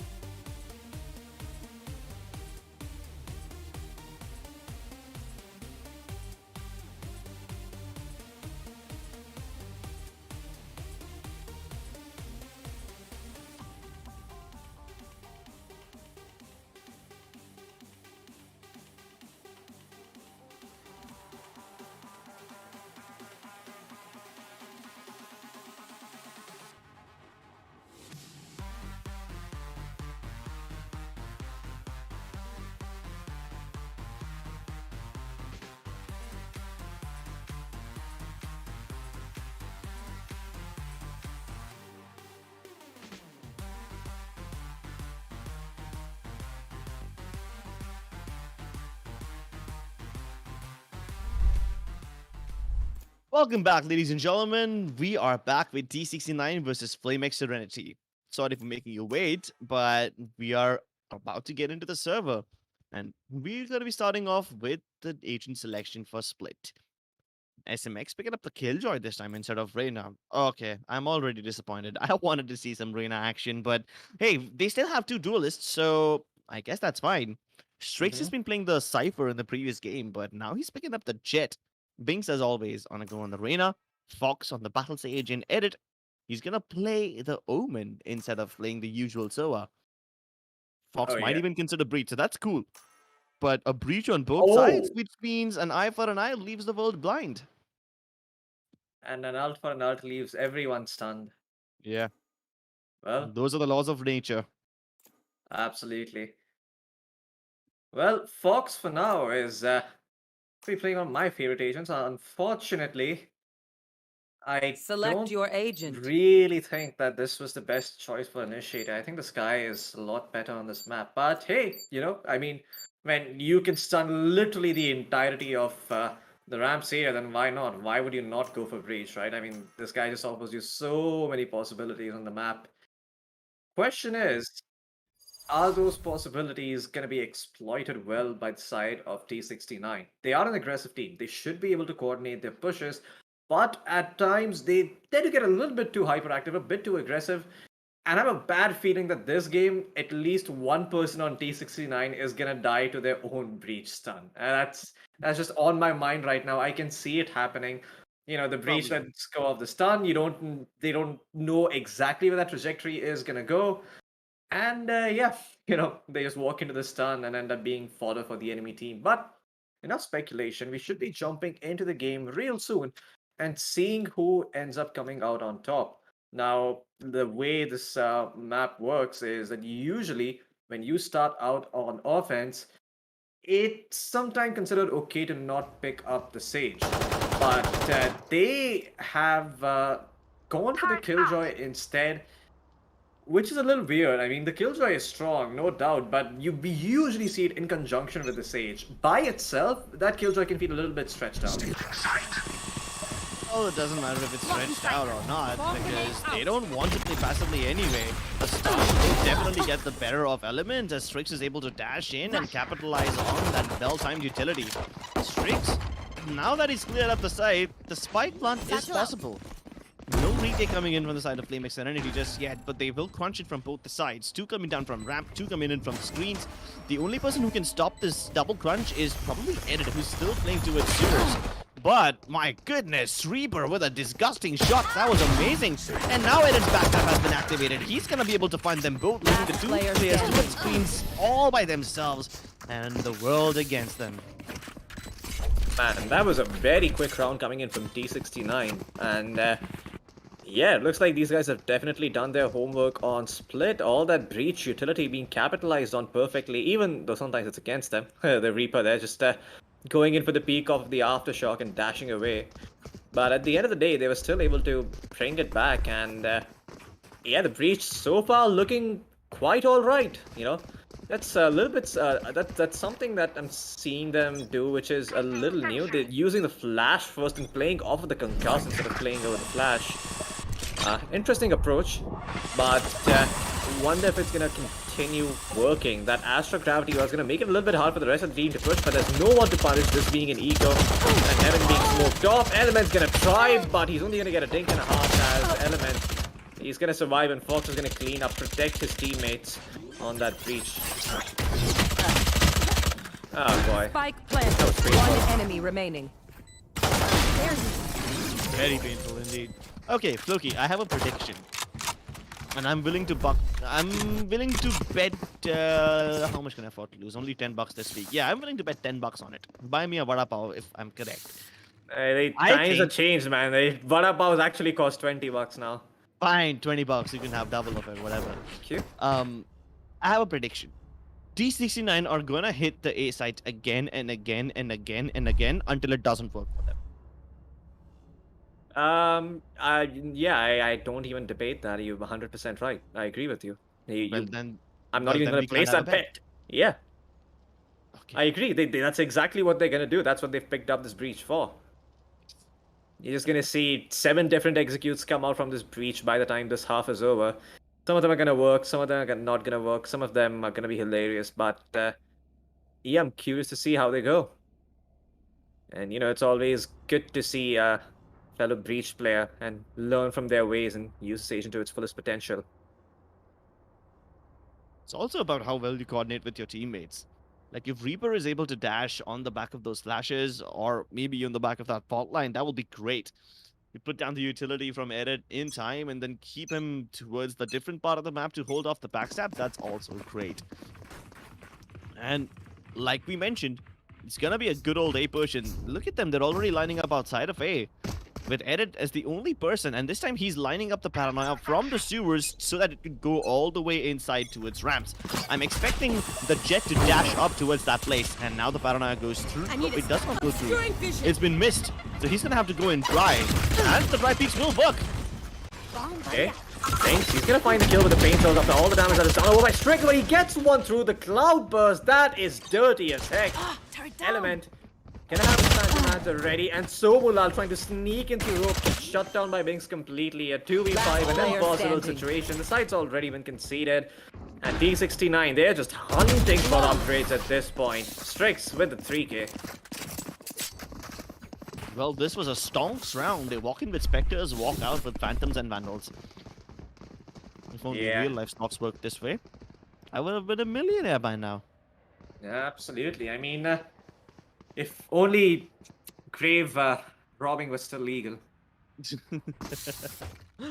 You don't even need to rob graves. You can literally just rob the ridge and not be Robin Hood. No redistribution of wealth over here. Oh, it is redistribution of wealth. It's just do yourself. Oh yeah, I am the poor, so makes sense. Absolutely. Well, Reaper is gonna get spotted out by that sentry, so no aggressive peeks for him. And this time around, Crips, maybe I should have taken that bet. It's it's actually T69 pushing into B. Although that push might be a little bit too late. Oh my god, what the hell is that concuss? 5 senses on that breach. Yeah, the dash has come through. They get the kill. He dashed into the concussion as well, so in case Strix was able to dash in on time, that would have been a free kill right then and there. But hey, they still get the kills coming into the B side, and they get the kills while everyone else is coming in. Very clean, very good round on the side of T69. It's just so accurate. It works like clockwork. Absolutely. I mean, this the way that Breach is being played is very, very clever. The spacing of the flashes, and then understanding where that flash is gonna hit and where the only escape routes are, and then using your concuss on those. That's not something you could have done with the old Breach, by the way, because that concuss would have taken forever. But now with the new Breach, given how quickly that concuss can charge up and how long the flash lasts on Breach, you can pull off stuff like that. But now it looks like they're going to be doing something different for a change. It's going to be a mid-push, no Sage wall this time around towards that B heaven here, because the Sage is playing A. This means that T69 have found a fair amount of map control here. If one flash wasn't enough, the second one's going to come through. And Strix, he is going to be stopped thanks to those paint shells. The second flash comes through from the breach, but Mortar still not blinded. The aftershock towards that under heaven position. It doesn't clear out anyone, and the push has been stopped for now. Element still holding on. That concuss doesn't really hit anyone. Right. And yeah, T69 in a bit of an awkward position. The spike is on site, and looks like they finally have map control, but they still have Reaper to deal with, and SMX has fallen. Now Fox, who's also been spotted, he got robbed of that kill. That should have been a thorough shot straight to Fox's dome, but for some reason he did not penetrate through that. And look at that, Breach just shutting everyone down, and it is gonna be there for the clutch. T69, not a single round dropped so far. Team FlameX Serenity did a little something to counter all of this. They used the paint shells really well to stop the flash push from coming through and bought them a little bit of time. But unfortunately, that was of absolutely no use. When 5 people peek you at the same time and they stop the backup from arriving, poor Raze in the form of Water was all alone over there. We saw that Andy tried to come in and help him out, but there were one-way cloudbursts put up. So if Andy decided to peek through it, he would have been a dead man.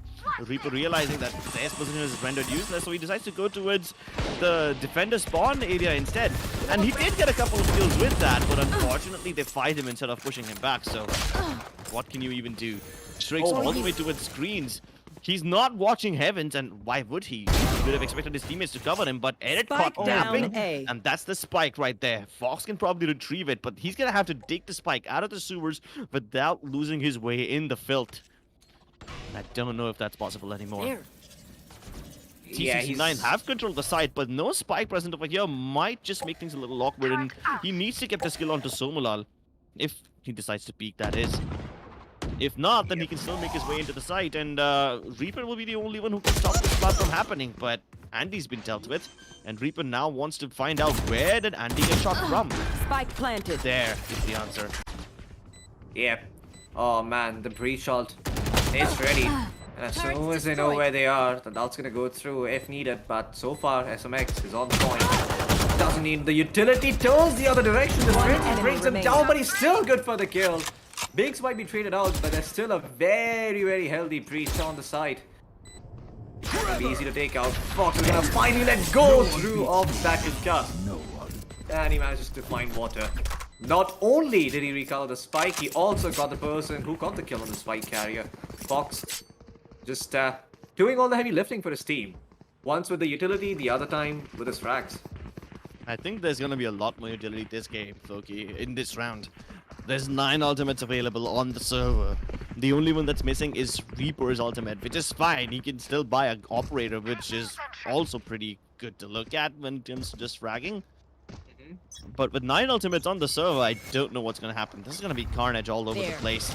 And this time, finally, T69 are trying something different. Oh, They're trying to go towards no. mid instead. There's a tiny gap inside the wall, which probably will bait them. And I don't know if T69 are aware about this gap just yet.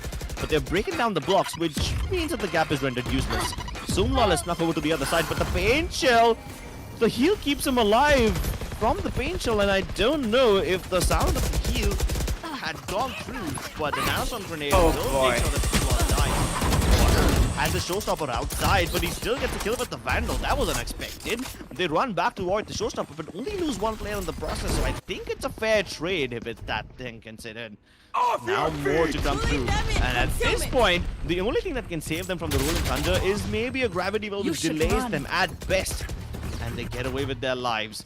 A lockdown has been put through so that after using their Rolling Thunder, they won't be able to come to the site, but they don't want to come to the site now. They might just sneak in towards the A site. Uh-oh, the showstopper, so potent, gets everybody. Only Element survives in the site. There's no backup available for him. And it is a 2 versus 2. 30 I say that seconds because left. Edit is Last AFK, player and now standing. it's turned into a 1v2. Reaper with Yop. Not the best weapon to go in for a retake, but considering Spike how planted. low his enemies are, he might as well just switch over to a Phantom. And there's plenty of them available towards the defender entrance. But he doesn't know that. He doesn't know that his enemies are damaged, so he won't be going for the kills. I mean, even the whiff of a classic is enough to get him kills at this point. Yeah. But I don't think he has that information. I mean, I sympathize with him because it's dangerous, you know. Either he takes the operator into the next round, or he goes for the clutch. And if he ends up losing out the clutch, then he's completely screwed. So, calls in for the save. A very hard call to make, by the way, when you're down 6 rounds, and this is going to be the 7th one. This is not something that you really want to be, and his Wink's going to die to this fight. No,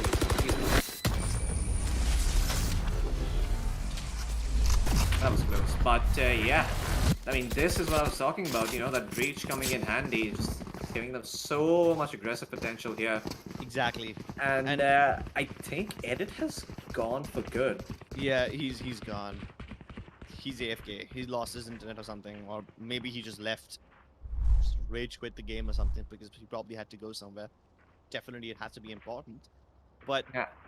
I'm gonna tell you something. I like that FS are doing. Every time there is breach utility thrown at them, they use either the Astra utility or the paint shells to delay the position. when they're stunned, it's obviously going to be difficult to fight them. But hey, because of those delays, they're able to get into better positions. Unfortunately, even after getting into better positions, they're not able to win these duels. Look at this. Strix is just playing deathmatch right now. He's able to get the double. That was completely unexpected.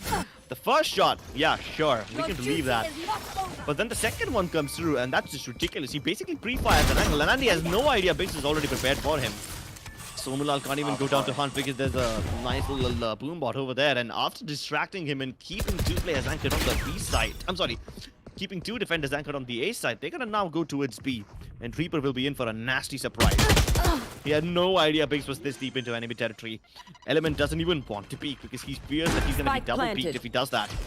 And he's correct. There are two people looking in his direction. Maybe Somulal getting the kill onto a very aggressive, overextending Binks might just turn this round around, but then Edit has reconnected into the game.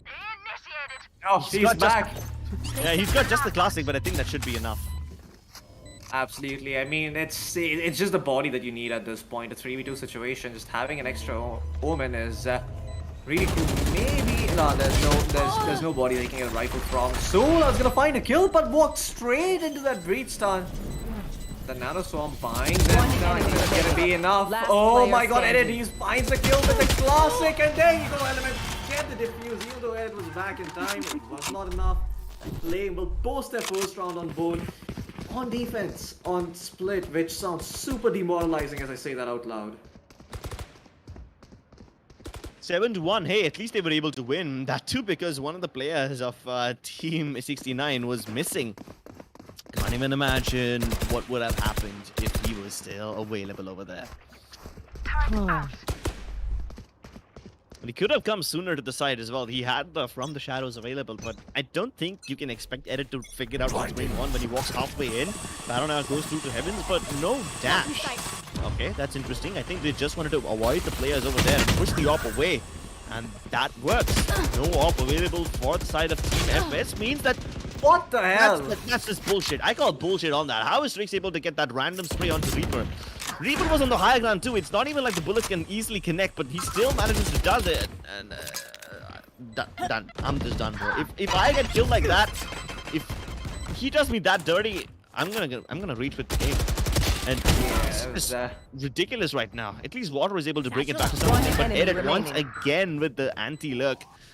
He's been in that position every time there's a spike plant on A. That's a standard position. I think at this point, FS even know about it, but what can they do about it? Even with the information about Edit, they can't do anything to win the round. And it's 8-1. And you know what's worse than losing a round? It's losing a round after you win one. That's gonna destroy your economy even further. Yeah, no longer. You don't get a loss bonus after that, and just puts you in a very awkward spot. As T69, 8 rounds for them. And a breach shot ready once again. So, yeah, they can just completely demolish an entire section of the map and basically have to don't worry about that despite not having smokes. The good news is that, well, there is no good news. I mean, there's a consolation prize in the fact that Reaper still has his operator. But, yeah, that operator really hasn't seen any action yet. Exactly. I thought that once Edit was able to throw that paranoia towards Heaven, maybe Strix would dash in over there, but no, he just completely ignored that area. The only objective of that paranoia was to push the operator back into a place where it's irrelevant, and it was. Not able to get a very risky pick onto Binks, but hey, that doesn't really stop much. Binks was supposed to be the guy who goes in and sacrifices himself for the good of his team. And now more to come through. Strix swinging all by himself. Will be able to win duels considering his opponents were only on a bunch of pistols, but that would have been different if that was a buy round. He could have been punished. Unfortunately, Team 69 don't really care about that. Again, opportunities missed, but this one won't be missed. And now he's got the better gun. He even has... no, he doesn't have a resurrection available yet. They have the Cosmic Divide, which they can use to commit with a lockdown. Oh, but then the Rolling Thunder might just change things up in SMX. Because his opponents are up in the air and concussed, he's able to block off their heads, leaving only Reaper all by himself. And Operator, like I said, not the best weapon for a retake. Absolutely. Oh my god, that flick! Good stuff. Less than 10 frames. I don't even see that coming. Boy, insane stuff from Reaper, but too little too late. I think that's the theme of this entire half for the side of Flame, because they've just not been able to connect the frags when they matter. Strix gets spotted, Reaper misses. Is he gonna be able to save that operator? He's trying, and yes, he connects. No, says MX. Ah, he came in from the backstab and he took out the operator. But looks like they have enough money to get another one on Reaper, so Reaper's gonna be fine. But yeah, that was a little painful. Just dying after getting those 2 frags. As, yeah, once again, we see the side of T69 back to square one. It's back to the ace side. Let's go. Breach flash in, concuss goes through, smokes come out, the side is yours. Maybe Reaper can stop this with this aggressive positioning. Oh no, but he missed his chance. And now he's gonna be punished for it. He can't definitely hold on with the operator, especially when he's concussed like that. You can't even scope in with the op when you're hit with the fault line. The lockdown is basically gonna be useless because, hey, it's not like FS would have had a chance in the side anyway. And now you push them out of it, so the retake is nearly impossible. If you stay in the side, you're gonna die. You're running out of options. You're running out of rounds. And very soon, you'll be running out of points in the league as well. This is gonna be a very ugly funeral. Not even skeletons will survive this. Oh yeah, T69, they get their 11th on board, 10 Last to round 1. in the half. A complete spanking. I mean, this is even worse than Ascent. I mean, we knew that this is gonna be their funeral, but hey. I mean, You I know what predicted they this and say. I'm surprised, I have to say. Because I didn't expect the breach pick to come through for T69. The only breach pick I've seen from T69 was a troll breach pick coming in from Binks. All the way back in the first season. On Ascent, by the way, and it didn't work out well for them. But this new T69, they're looking potent. Split seems to be something that they are working on, and sort of at least I figured out. What is that all? Leaves a massive gap towards B Heavens. Maybe it's deliberate. Maybe they can play around with some counter angles, and unfortunately that won't work because Somalol will be deleted by Strix. Nebula is well placed towards B Heaven so that they can get control of the smoke room, but when the Paranoia comes through, Andy is as blind as a bat, as defenseless as a duck. How on earth is the turret able to get the kill on the Strix? That was probably the funniest thing that happened today. Not as funny as Binks not dying to Element. Yep. One enemy But it's a plane. No, it's a rage. out of They really love killing someone Switching once sides. the final round is in, doesn't it? It's always the, you know, let's see who can kill the spike planter the quickest. They just want to kill. Teammates, opponents, Doesn't matter. doesn't matter. Everyone is equally Kill bound us, to get kill smacked. our will to cast this game anymore? Yeah, do that Yeah, too. Oh, they did that in the first game. Calling my bot. Oh no, for me it happened in Vine when that throw happened. You know, when they were like constantly pushing through smokes and whatnot. But hey, I'm having fun right now, so I guess I've been resurrected too. Okay, that is an interesting approach coming in from SMX on that B What? side. That those Killjoy nanostorms are in an interesting spot, but I'm really curious to see how they play out mid. They don't really have any defensive utility to help with this one, and Water is going to take out Strix. It's all down to Fox. That Concuss is going to hold them off for a little longer, but it's not going to buy them enough time to just continue holding on to mid. Well, it is bot time for Binks to come in, and Solar is going to wall off the ropes here. They don't know that Binks is in the corner. Can he be patient? No, he cannot. This is Binks you're down talking about. mid. He's going to take the first kill he gets. Leaves his team in a 4v3. Hard one at that, but Element's gonna find one kill. Water's gonna get the other with the paint shell. And it's all down to edit. Ah, boy. The only tryhard on the server. Well, I mean, I'm glad he's playing the Omen because he still has some clutch potential remaining. Has a paranoia, mind you, but this is a 1v3. And this is manual lane. Okay, take a break, guys. And digging into the ice. Hoping to expect treasure on the other side, but nah. Yeah, that is gonna be Flame actually winning the pistol on offense, so good start for them. Good, yeah.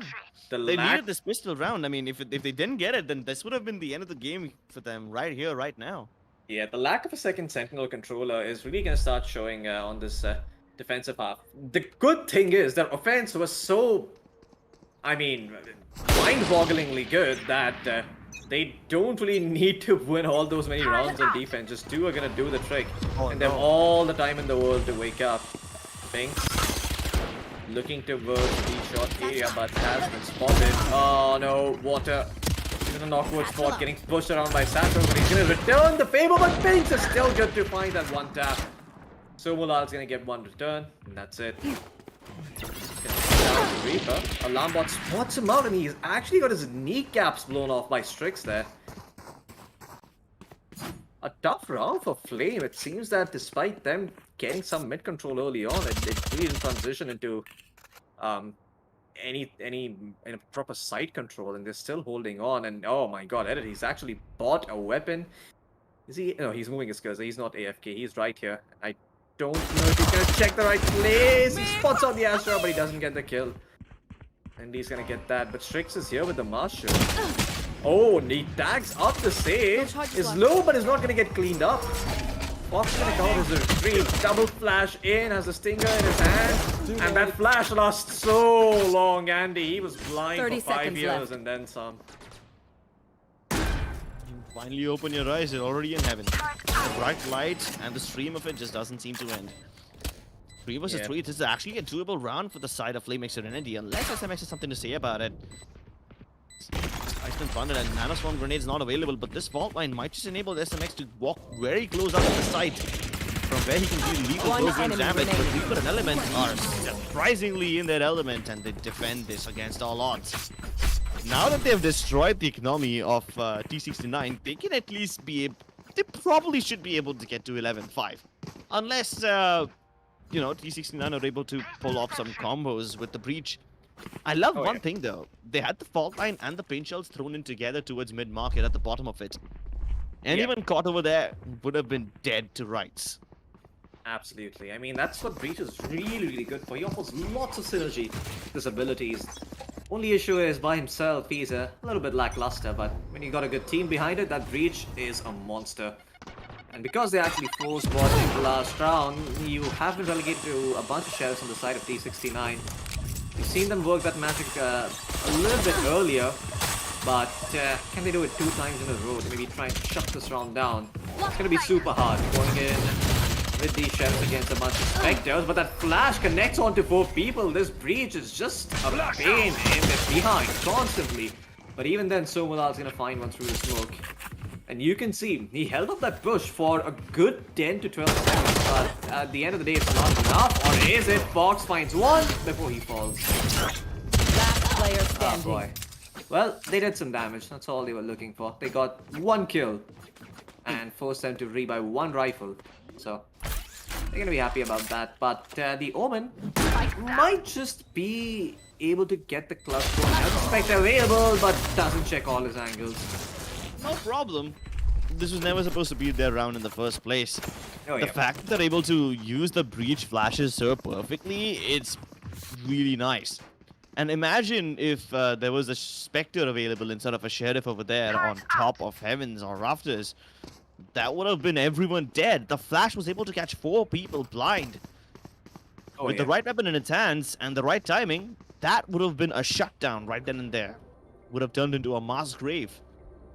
Absolutely, there was no way on earth they could have come back from that. Without a But star, I let's see what they can do this time around. Now that they actually have weapons in their hands, this push could be a little bit easier to stop. The Killjoy playing towards A this time around, Edit all the way alone towards backside on B, playing very defensively as he should. Nice concuss, it comes out and it stops them from pushing in. It catches 2. But it They'll also proceed shows with it. how good of a read do Team 69 have on them. They know exactly what FS are about to do. Now, probably their positions on A ramp haven't been revealed, but the Heaven crossfires are deadly as ever. Binks able to find no. Andy, which means no controller available for them, and FS are gonna have to go in raw. They will only leave Reaper over there towards mid-mail, and everyone else is gonna come towards A, which is objectively the harder side to retake without any flashes. And without any smokes too. I mean, Fox has been out with his flashpoint in his hands for years now, and yeah, they've just not pushed into B Heaven at all. They know that this is near impossible to take without smokes, and given that the Astra is You dead, should they run. have to concede this and go for the A take instead. Thankfully, that lockdown's there. 30 to help them out seconds with left. that. Oh no, SMX, he actually takes him out towards the tail end there. He was not watching the side, and SMX is gonna survive. No heals for him, but still it's an extra body, and that means the nano swarms go off. He gets down one heal, the A. spike is down in an One awkward enemy position. remaining. And so will Allen, a 1v3. 10 Has seconds no left. choice over here. He's gonna go out there and try to fight, but Edit is gonna take him out. Match point for Team T69. Very Match well point. played from SMX over there. Water probably forgot about the fact that he's still vulnerable from the side once he's taken control of ramps. And it's not like the side of T69 want to contest that area. No, they're comfortable giving it up. They know that eventually they'll have to come for the spike plant, and once the lockdown's been put, once it's been committed, they know they'll have to come down there eventually. So they were completely okay with losing that area, and as soon as SMX is able to get that kill, he falls back to safety. Even if he died over there while crossing towards screen, I think it would have been fine. Everyone else was still in a great position to stop that push. And now it's the map point. Match point, not just that. Yep. It's been a lengthy series, but Team 69 are not going to joke around anymore. Flash, very well placed. The Cloudburst won't be able to protect him, and both of them down, peek at the same time. Well, maybe the bait revive could come through, and they will be discouraged from peeking because of the showstopper, but Binks is still able to get one without even being Last present. player standing. Oh, yeah. man, that's just disgusting. It's all down to Andy.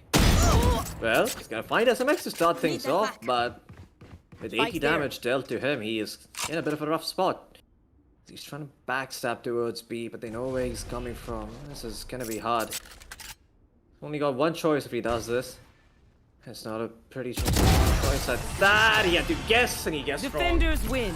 And it takes him out. T69 will take the series 2-1 after a bit of a throw on mind. And Edit, he will get to his event, hopefully in time. And you can clearly figure out it's a throw, right? Ascent and Split were a spanking. Yeah.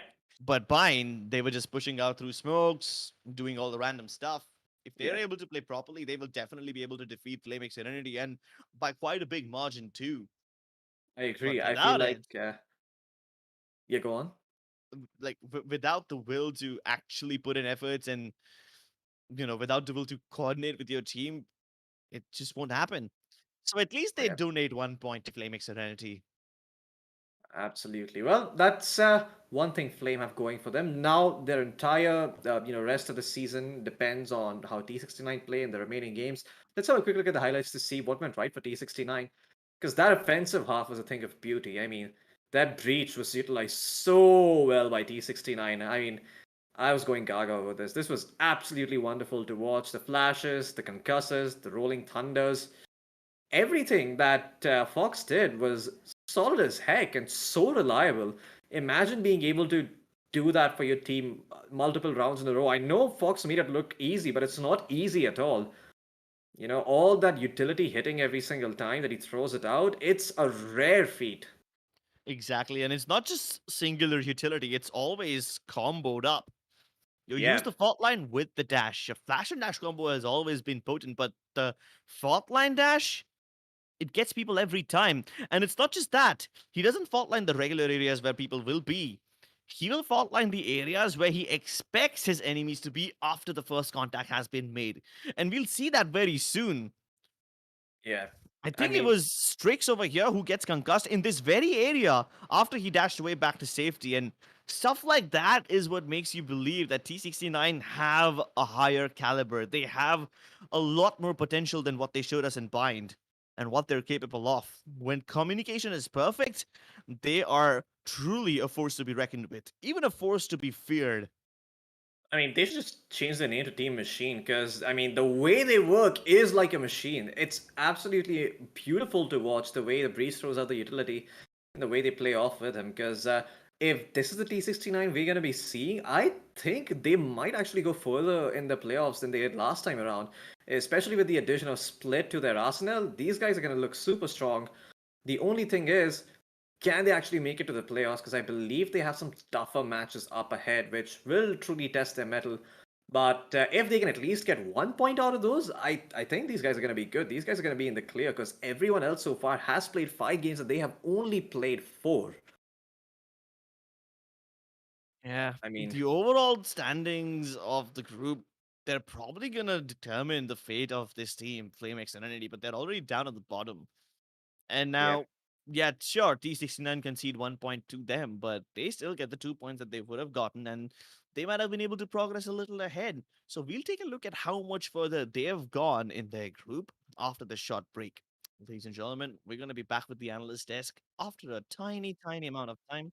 Oh, wait, sorry, ladies and gentlemen, I just got word that there is no analyst desk today. Stands to reason there was nothing Okay. much to analyze. It was just a bunch of death matches, to be honest. So Yeah. what do you even talk about? Everything that there was to analyze, we've spoken about it in the game already. Well, I guess it's the part of it. Thank you for tuning in. Just real quick, we are also gonna have another match at 8. Make sure you hit subscribe and hit the bell notification icon so you know when we're going live. And let's have a look at the group standings before we bid goodbye for the last time to see how this match has affected the group. And like I said, Flame, they get themselves on point crips, but now they're at the mercy of T69 and their matches, and that's not a good spot to be in. I mean, look at that. T69, just based off of that win alone, are already in the top 4. Ah, this is painful. Yeah. So painful to watch. Win two, lose two, and they still have 5 points in the bag.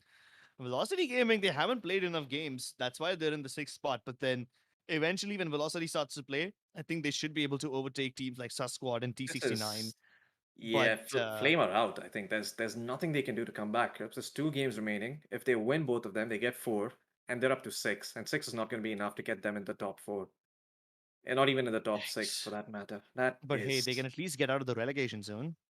Can they? I actually don't think they can. I think there's going to be tiebreakers for that at best. Ah, that's painful. Indeed, very painful. So yeah, I think FlameX Serenity.